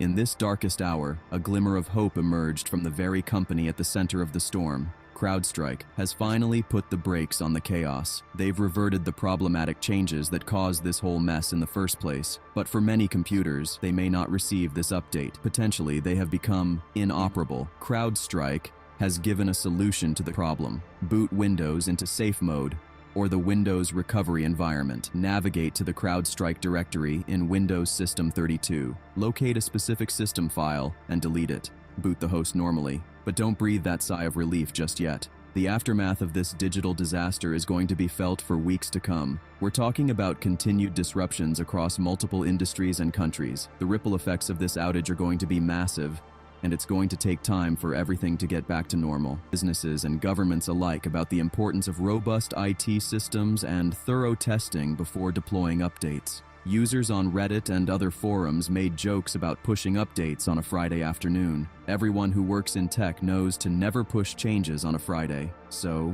now what? Well, we're talking potential long-term impacts on global IT infrastructure. This isn't just a blip on the radar. We're looking at aftershocks that could rumble through the digital world for months, maybe even years. Think about it. Banks, airlines, supermarkets, government agencies, they've all been hit. Getting everything back to 100% isn't going to happen overnight. The challenges in restoring all affected systems are massive. We're not just talking about turning computers on and off again. This is about carefully bringing complex networks back online, making sure they're stable, and then dealing with the backlog of data and transactions that piled up during the outage. It's like trying to untangle a massive ball of digital yarn. It takes time, patience, and a whole lot of expertise. Such an outage may have never been seen on this scale. This incident is raising some serious questions. We've built this intricate web of technology, and now we're seeing just how fragile it can be. The truth is, we're in uncharted territory here. This outage has exposed vulnerabilities we didn't even know existed. It's a wake-up call for the entire tech industry, and how they respond in the coming weeks and months could reshape the future of our IT infrastructure. After this outage, maybe now we need to diversify our endpoints, different vendors for different areas of the business. It's a huge undertaking, but that could have prevented this to take out entire organizations. The immediate crisis might be cooling down, but the ripple effects, they're just getting started. We'll be feeling the impact of this digital disaster for a long time to come. Subscribe if you want an update to this ongoing crisis in the future, and leave a comment if this has impacted you. Los Angeles International Airport, known worldwide as LAX, stands as a colossal gateway to the City of Angels and beyond. As the fourth busiest airport in the world, LAX serves as a crucial hub in the intricate web of global air travel. With its iconic theme building reaching towards the California sky, LAX is more than just an airport. It's a vital artery of commerce and connection. Every year, tens of millions of passengers from all corners of the globe pass through its terminals, making it a keystone of international travel and trade. For Los Angeles, LAX is an economic powerhouse, generating billions in economic activity and supporting hundreds of thousands of jobs. It's not just a transit point, it's a lifeline for the region's tourism, entertainment, and business sectors. But LAX's importance extends far beyond Southern California. As a major portal between the United States and the Asia-Pacific region, it plays a critical role in international diplomacy and cultural exchange. From Hollywood stars to global business leaders, from tourists to diplomats, LAX is often their first and last impression of America. On October 10, 2022, the digital realm trembled as Killnet, a pro-Russian hacking group, unleashed a coordinated assault on the virtual gates of America's busiest airports. Los Angeles International Airport found itself in the crosshairs of this cyber onslaught. The weapon of choice, a distributed denial of service attack, or DDoS, a digital battering ram designed to overwhelm and cripple online systems. Like a flood of phantom travelers all trying to access the airport's website at once, the DDoS attack temporarily knocked LAX's online presence offline. But LAX wasn't alone in this digital siege. Chicago O'Hare and Hartsfield-Jackson Atlanta, titans of air travel in their own right, also fell victim to Killnet's digital barrage. The group, emboldened by their success, took to Telegram to claim responsibility, posting a hit list of airport targets like trophies on a virtual wall. LAX's response was swift and precise. Victoria Spilabot, the airport's spokesperson, confirmed the breach with the cold efficiency of a seasoned crisis manager. Portions of the public-facing website were disrupted, she stated, her words a stark admission of vulnerability in our interconnected world. But in the same breath, she offered a reassurance that sent ripples of relief through the aviation community. There were no disruptions to operations or airport systems. It was a curious paradox. The digital face of LAX had been momentarily blinded, yet the heart of the airport continued to beat uninterrupted. Planes still soared into the California sky. Passengers still rushed to make their connections, all blissfully unaware of the cyber battle that had just been waged. By 11 a.m., barely hours after the attack began, LAX had already regained control of its digital domain. The website was restored to full functionality.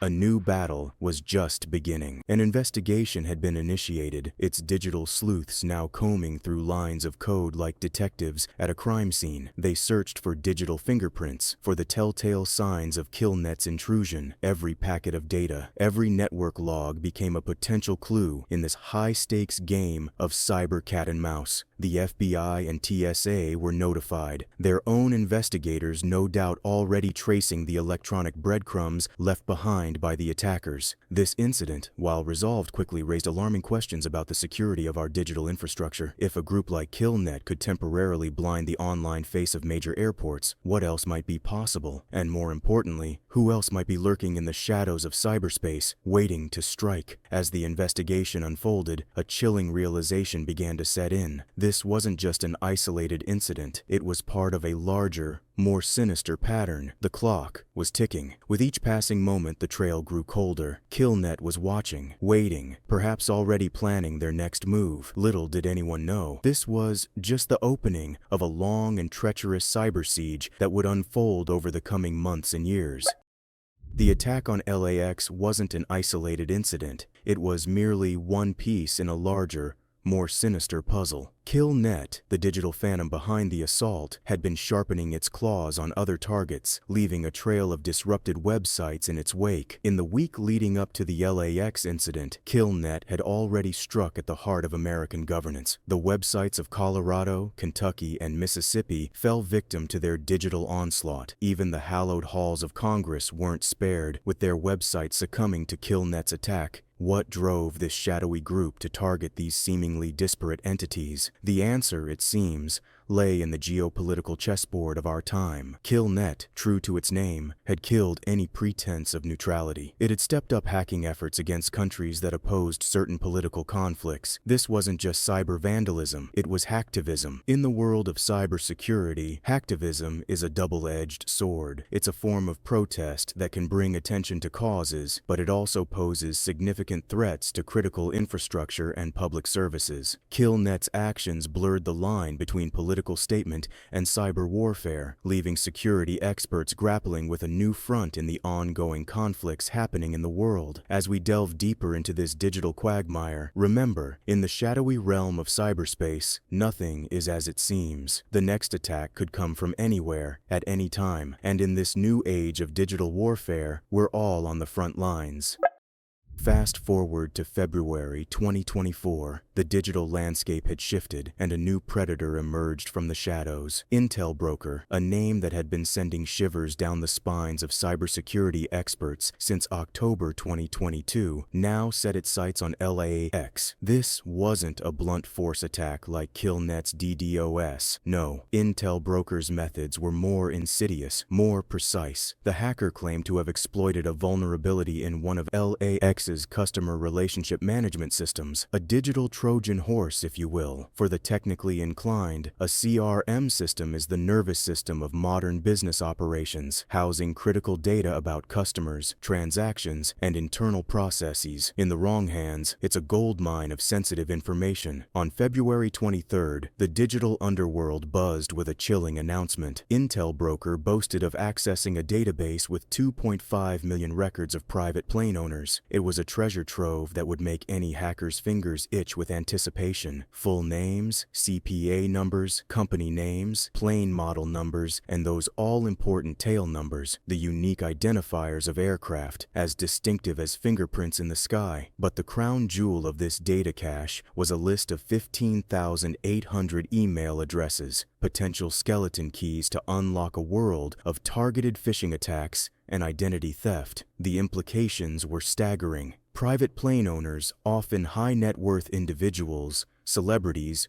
or corporate executives, suddenly found their personal information potentially exposed to the dark recesses of the internet. The very people who valued their privacy above all else now faced the prospect of their movements being tracked, their identities compromised, their security shattered. Yet, as the cybersecurity world held its breath, LAX remained eerily silent. No confirmation, no denial. Just a vacuum of information that left experts and the public alike wondering, was this a real breach or another false alarm in the constant noise of cyber threats? This alleged breach wasn't just about stolen data, it was a stark reminder of the vulnerabilities lurking in our increasingly connected world. Every database, every system is a potential entry point for those with the skills and determination to exploit them. In this digital age, where information is currency and privacy is an illusion, the alleged LAX breach served as a chilling reminder. In the world of cybersecurity, what you don't know can hurt you. And sometimes, the most terrifying threats are the ones that linger in the shadows, unconfirmed and unresolved.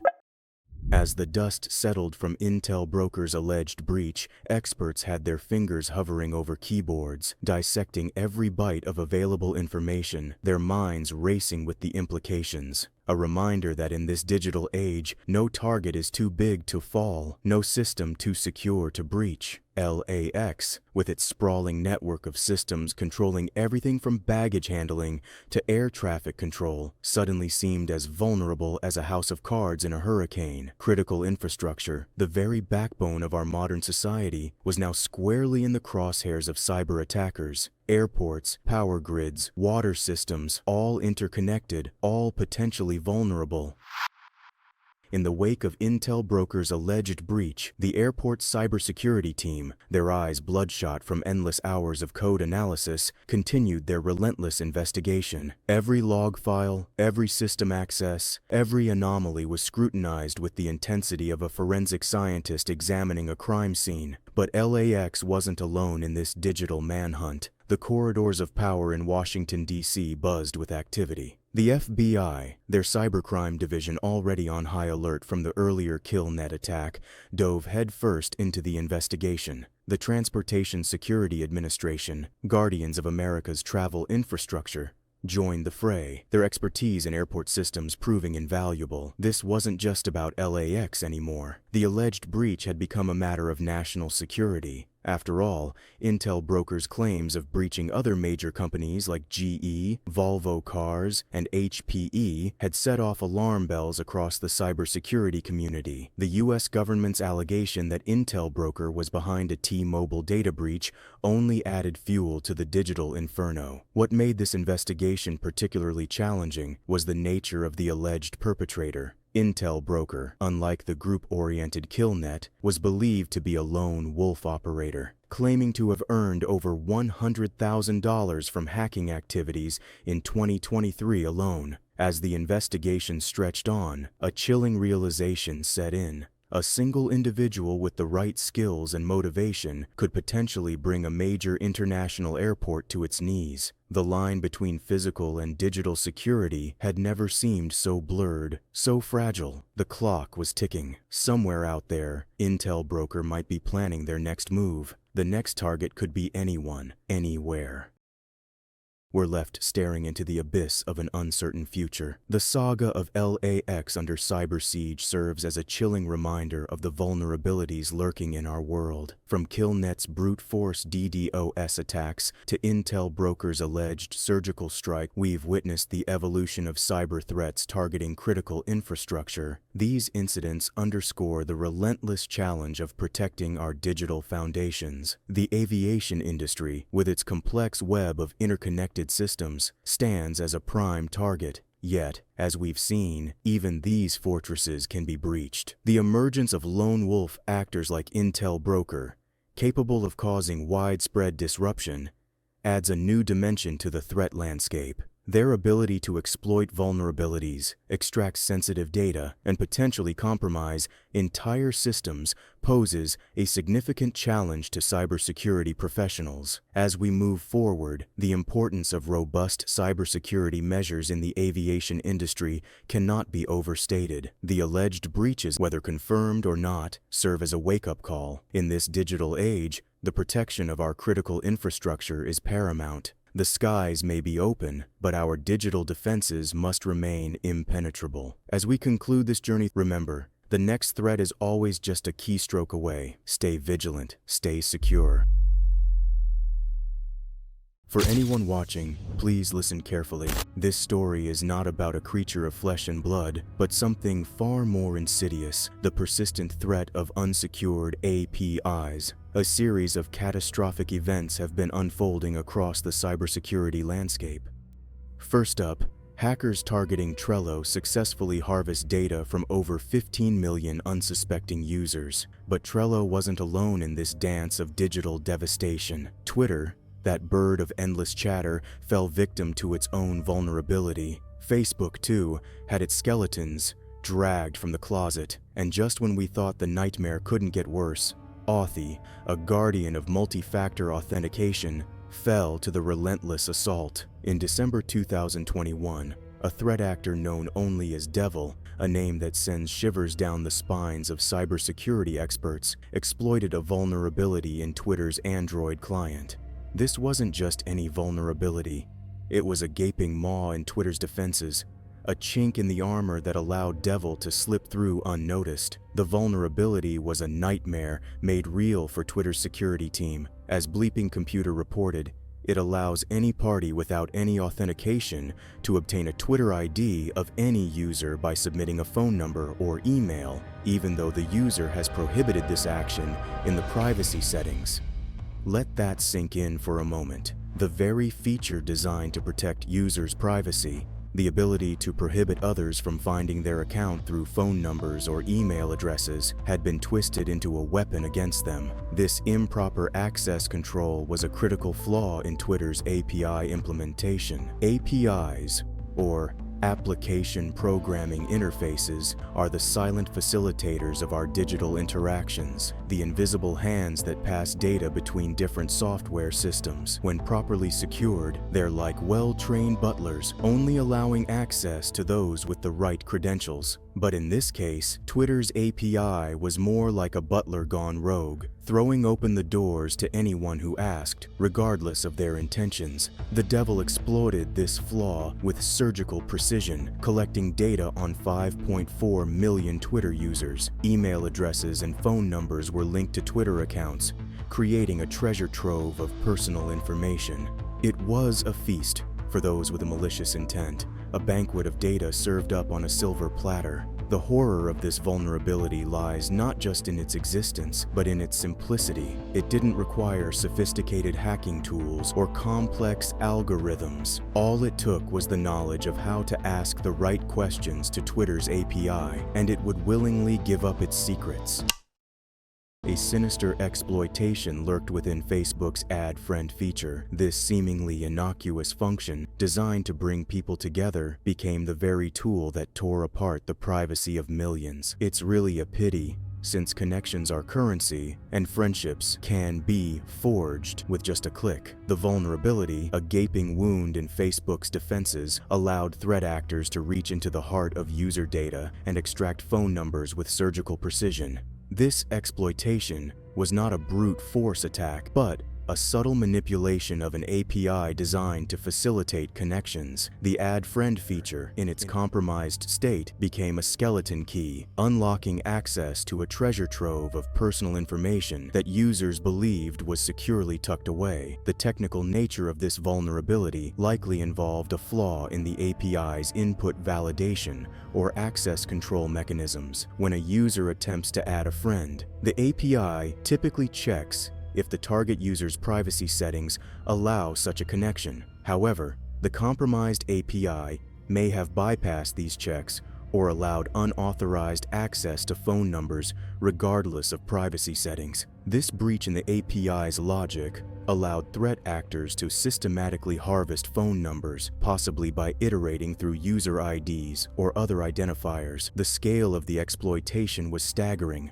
533 million users found their personal information suddenly exposed, their phone numbers now commodities in the dark markets of the internet. For months, perhaps even years, this digital parasite fed on user data, growing fat on the trust people placed in Facebook's security measures. And when it finally surfaced in June 2020, it was not with a bang, but with a whisper in the shadowy corners of hacking forums, where a member began selling the Facebook data to other members. Even a feature designed with the best intentions to connect people can become a weapon in the wrong hands. In late June 2024, a threat actor known as Shiny Hunters unleashed a digital plague, a CSV file, innocent in appearance but deadly in content, containing 33 million phone numbers allegedly was leaked. The numbers, once securely tucked away, now lay exposed like raw nerves. But the true horror was yet to be revealed. On July 3, 2024, Twilio, the company behind Authy, confirmed the unthinkable. An unsecured API endpoint, a digital door left ajar, had allowed threat actors to verify these millions of phone numbers. The very system designed to add an extra layer of security had become the weak link in the chain. API endpoints are the gatekeepers of the digital world, the points where different software systems communicate and exchange data. In an MFA system like Authy, these endpoints are crucial. They verify the second factor, In this case, phone numbers that users provide to prove their identity. When these endpoints are secure, they're like impenetrable fortresses. When they're not, they're like castles with their drawbridges down, inviting any digital marauder to waltz right in. The importance of securing these endpoints in MFA systems cannot be overstated. MFA is the last line of defense, the final barrier between our digital lives and those who wish to exploit them. When an MFA system is compromised, it's not just one door that's opened, it's potentially every door that the system was protecting. In the Authy case, the unsecured endpoint allowed threat actors to verify phone numbers en masse. This might seem innocuous, but in the hands of skilled attackers, it's a skeleton key. With verified phone numbers, attackers can launch targeted phishing campaigns, masquerading as legitimate services. They can attempt SIM swapping attacks, trying to take control of a victim's phone number to intercept MFA codes. The leaked phone numbers are out there, a ticking time bomb in the hands of potential attackers. Let us delve into the dark arts of data scraping, where the innocent becomes weaponized and privacy crumbles like sand. Imagine a vast net cast into the digital ocean. This net, woven from 500 million email addresses, was systematically fed into Trello's unsecured REST API. With each query, the net tightened, ensnaring those unfortunate souls whose email addresses were linked to Trello accounts. The API, designed to be a helpful servant, became an unwitting accomplice in this data heist. It was collected using an unsecured REST API that allowed developers to query for public information about a profile based on user's Trello ID, username, or email address. The querying process was relentless and methodical. Each email address was fed to the API, which dutifully responded with associated account information if a match was found. This process, likely automated, could have run for hours or days, tirelessly collecting data on millions of users. The exploitation was complete when the list was then combined with the returned account information to create member profiles for over 15 million users. In one fell swoop, a wealth of personal information, including full names and email addresses, but the horror doesn't end with email addresses. In the case of Authy, a guardian of multi-factor authentication, the very phone numbers meant to protect users became the target. For Twilio, a CSV file containing 33,420,546 phone numbers leaked by a threat actor named Shiny Hunters. Each of these numbers, once a shield against unauthorized access, now became a potential vector for SMS phishing and SIM swapping attacks. In the Twitter case, a vulnerability in the Android client allowed the threat actor devil to link email addresses and phone numbers to Twitter accounts. This vulnerability allowed the hacker to unlock user profiles that should have remained hidden. By submitting phone numbers or email addresses, the attacker could retrieve associated Twitter IDs, effectively unmasking users who had opted for privacy. The vulnerability in the Add Friend feature for Facebook became an open door for data harvesting. This exploit led to the exposure of 533 million users' phone numbers and other personal information. In each of these cases, APIs designed to facilitate user interactions became the very tools that compromised user privacy. The vulnerabilities allowed attackers to query these APIs repeatedly, harvesting vast amounts of user data with each request. So, a series of catastrophic breaches have left millions exposed, their personal information now adrift in the dark corners of the internet. This leads us to where this data ended up. Once the data was collected, it ended right up on hacking forums, primed to be sold to other criminals. The Trello data, a treasure trove of over 15 million user profiles, was unceremoniously dumped onto the breached hacking forum.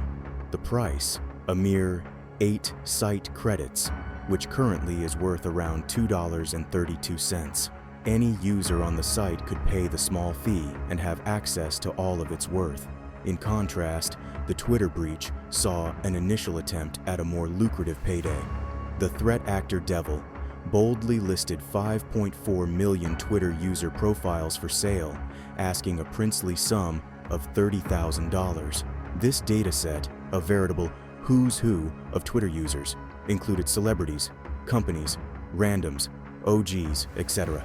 On these dark web markets, data is typically packaged in easily consumable formats, CSV files, SQL dumps, or even searchable databases. The value of the data often correlates with its freshness and completeness. Newer, more comprehensive datasets command higher prices, while older or partial datasets are sold for less or even released for free, typically to increase the threat actor's reputation in the underground world of hacking. But the horror doesn't end with the initial sale. Like a virus mutating and spreading, breached data takes on a life of its own. The Twitter saga took a dark turn when the initial dataset of 5.4 million users, once valued at $30,000, was released for free on November 27, 2022. This free release marked a new chapter in the life cycle of the breached data, exponentially increasing its reach and potential for misuse. The first dataset of 5.4 million users was put up for sale, but another dataset allegedly containing the data for 17 million users was also circulating privately in November. More recently, a threat actor began selling a dataset that they claimed contained 400 million Twitter profiles collected using this vulnerability. The refinement process is a crucial stage in the life cycle of breached data.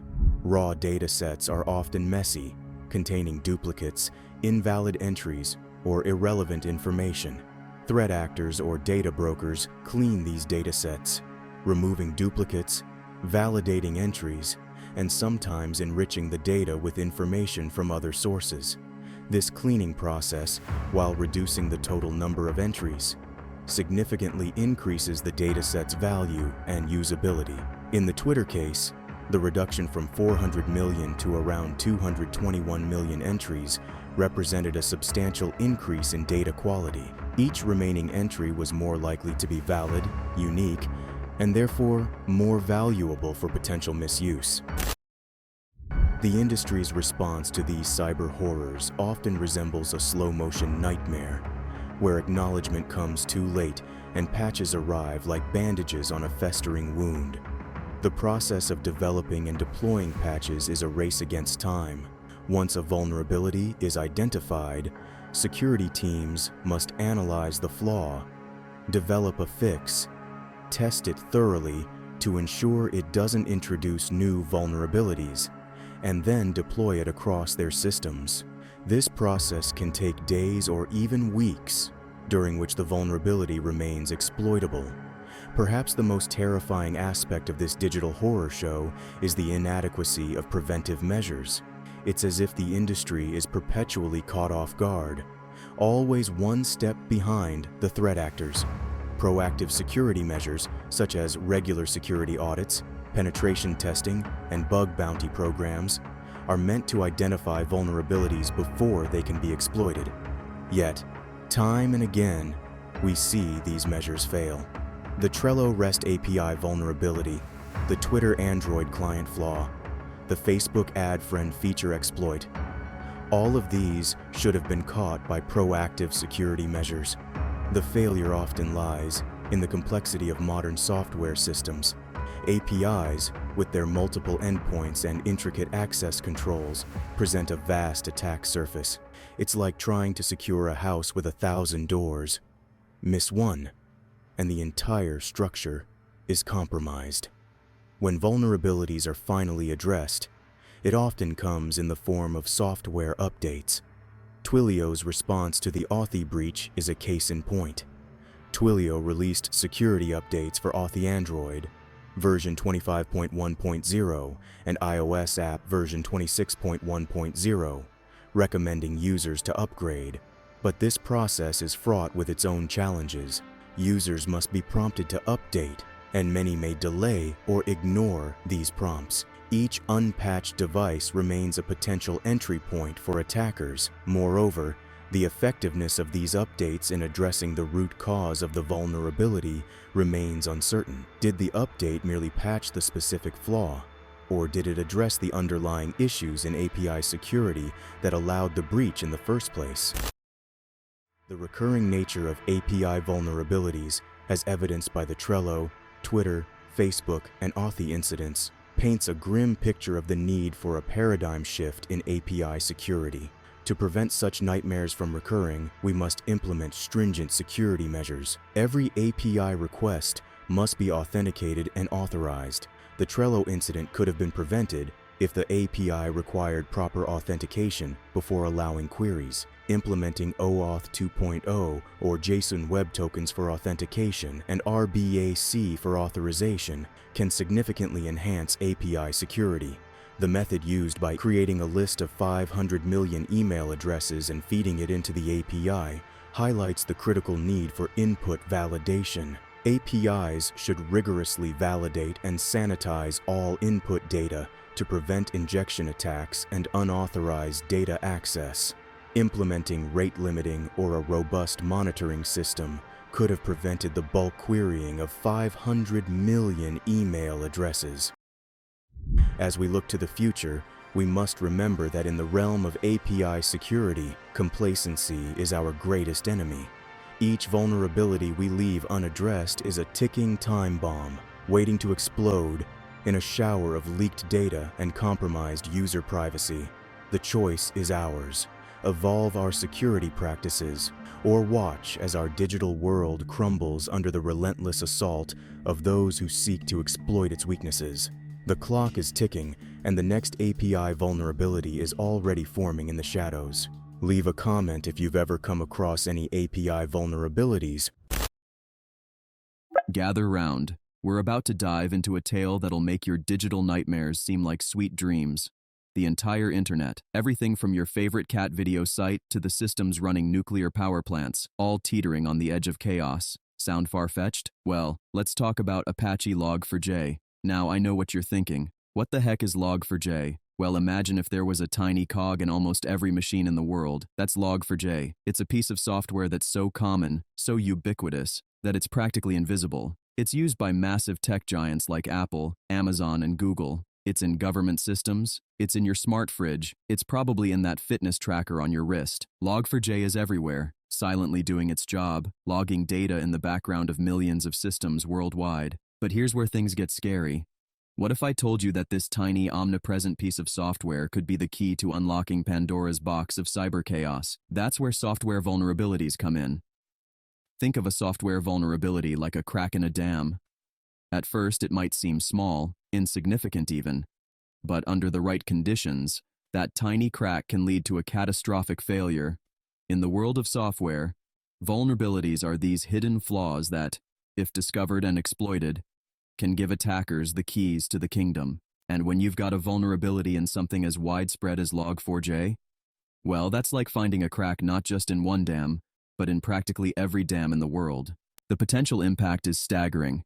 We're talking about the possibility of widespread system compromises, data theft on a global scale, and disruptions that could affect everything from your online shopping to critical infrastructure. Millions of systems, all potentially vulnerable, all because of one tiny, overlooked component. And the real kicker? At this point in our story, nobody even knows the danger that's lurking in the shadows. Stick around because we're just getting started. The digital world is about to learn a hard lesson about the true cost of overlooking the small details. And trust me, it's going to be one wild ride. Let's wind the clock back to July 18th, 2013. It's just another summer day, but in the world of software, something big is happening. Apache, the folks behind a ton of open source software, released Log4j 2.0, Beta 9. Now this might sound like a snooze fest, but stick with me because this is where our story really begins. This new version of Log4j comes with something called JNDI plugin support. JNDI stands for Java Naming and Directory Interface. It's a way for Java programs to find and use services over a network. Sounds handy, right? Well, it is, but it's also about to become a major headache. On this very day, a vulnerability called Log4Shell is born. It's right there in the code, but nobody knows it yet. It's like a ticking time bomb, just waiting to be discovered. Now let's talk about what we're dealing with here. We're about to dive into the world of zero-day vulnerabilities, and trust me, it's as scary as it sounds. A zero-day vulnerability is like a secret backdoor into a fortress that nobody knows about, not even the people who built the place.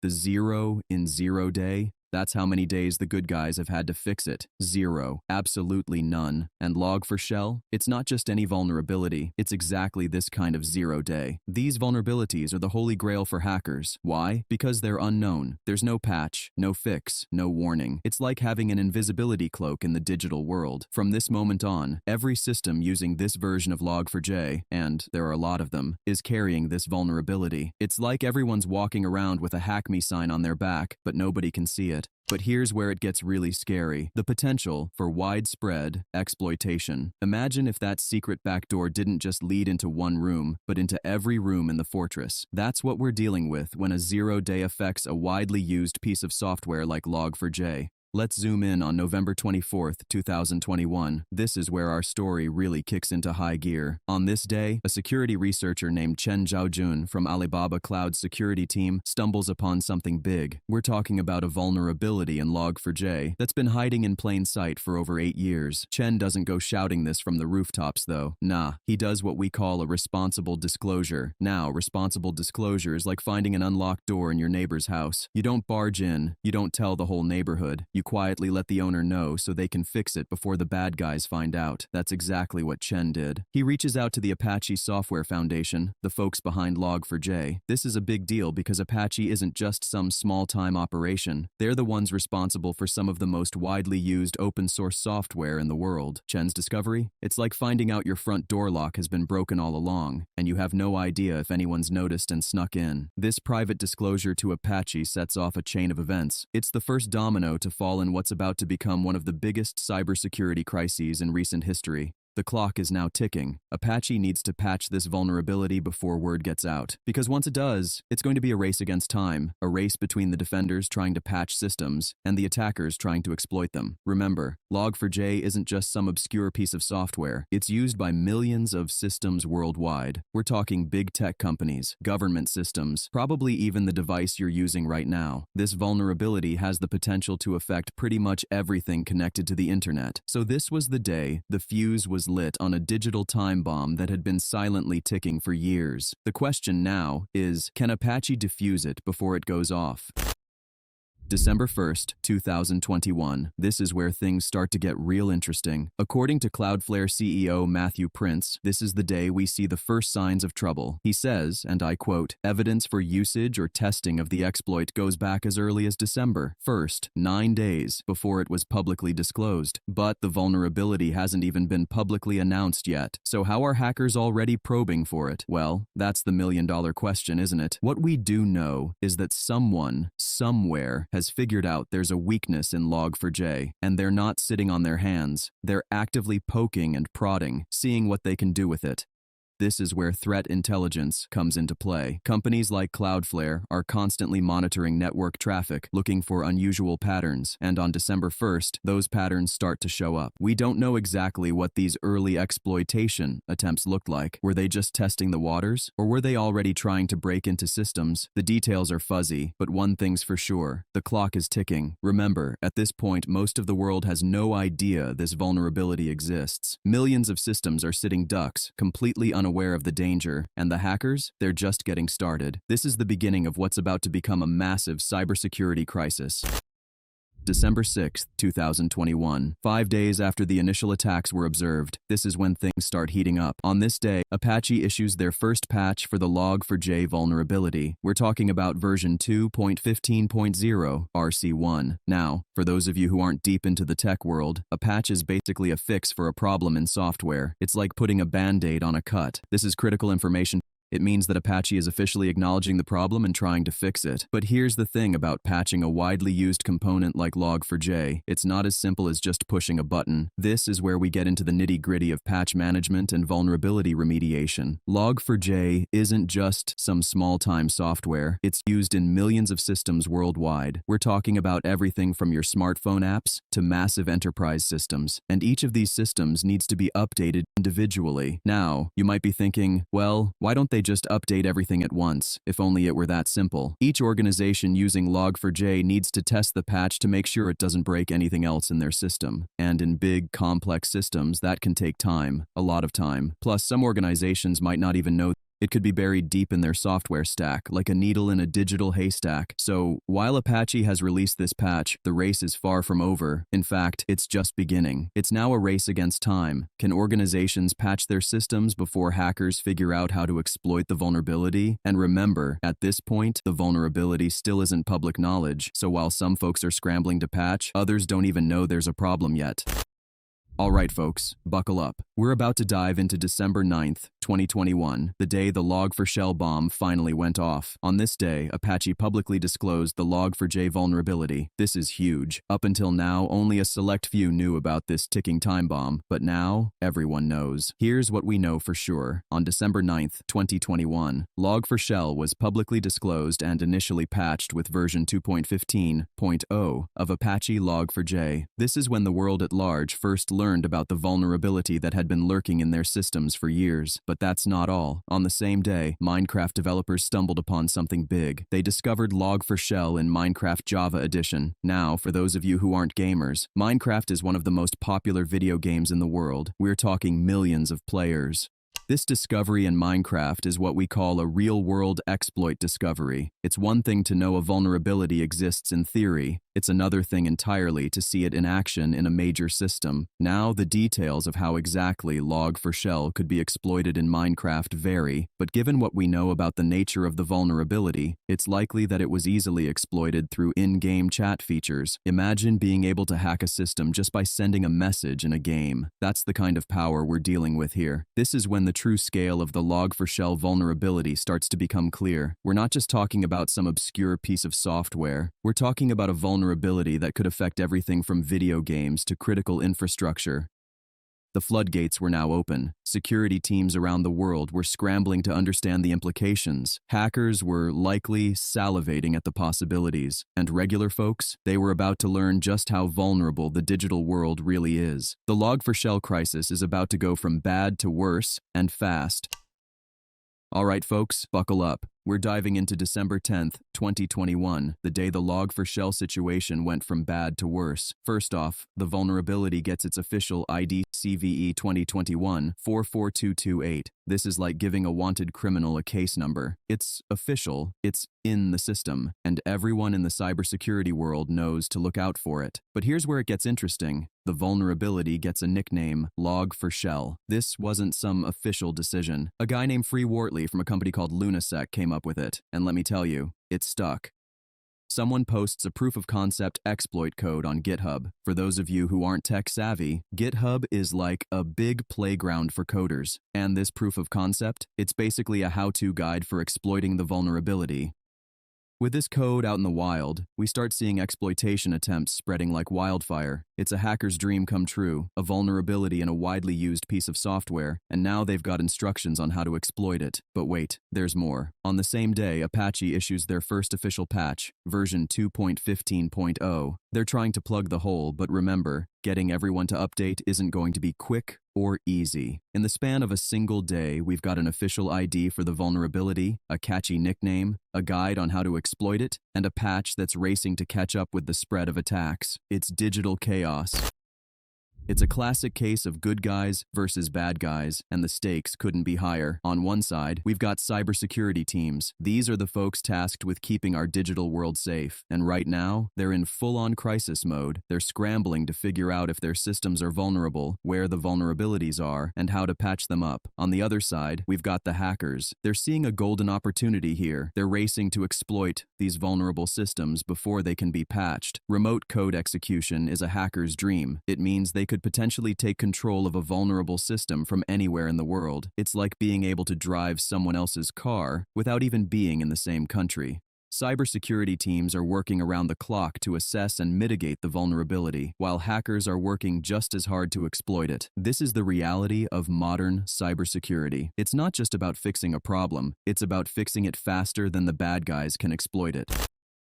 Luckily, the patching marathon that ensued from December 13th to December 28th, 2021, was where the rubber really hit the road in the fight against Log4Shell. On December 13th, Apache released their second patch, Log4j version 2.16.0. This was to address a new vulnerability they'd found, labeled CVE 2021-45046. Just when they thought they'd plugged one hole, another one popped up. That's the thing about software vulnerabilities. They're like those trick birthday candles that keep relighting after you blow them out.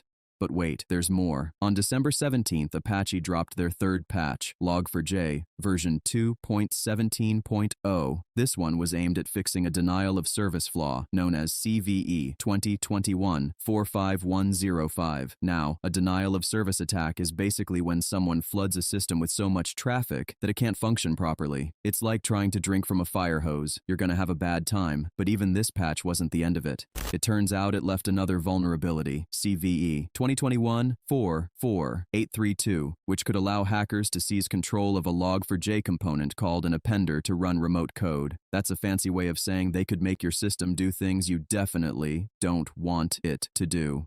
Finally, on December 28th, Apache released their fourth and final patch, Log4j version 2.17.1. This was to address that last vulnerability, CVE 2021-44832. This rapid-fire series of patches shows us just how complex and challenging vulnerability management can be. It's not just about finding and fixing one problem, it's an ongoing process of discovery, patching, and then dealing with any new issues that pop up as a result. And remember, while all this patching was going on, cybersecurity teams around the world were scrambling to keep up. They had to test each new patch, make sure it didn't break anything else in their systems, and then roll it out as quickly as possible.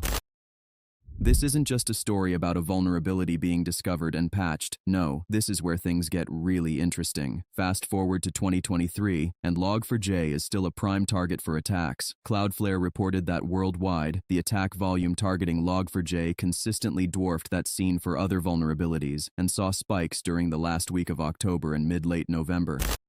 This isn't just a flash in the pan. We're talking about a persistent threat that's still going strong years after it was first discovered. You see, Log4j isn't just some standalone piece of software. It's often buried deep in other applications, making it incredibly hard to find and fix.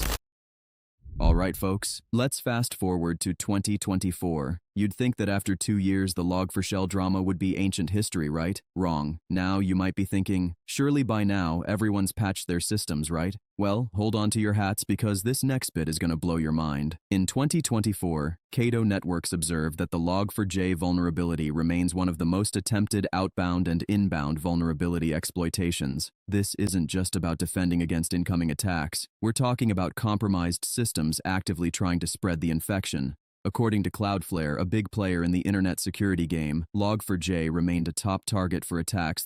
We're not talking about a few isolated incidents here. Cloudflare reported that worldwide, the attack volume targeting Log4j consistently dwarfed that seen for other vulnerabilities. According to VeraCode, as of December 2023, that's 2 years after the vulnerability was first disclosed, 38% of applications were still using vulnerable versions of Log4j. Let that sink in. More than a third of applications out there are still at risk. This, folks, is what we call a persistent threat. It's not just a one-time thing that gets fixed and forgotten. It's an ongoing battle. So, there you have it. 2 years after Log4Shell first rocked the digital world, it's still out there, still causing havoc.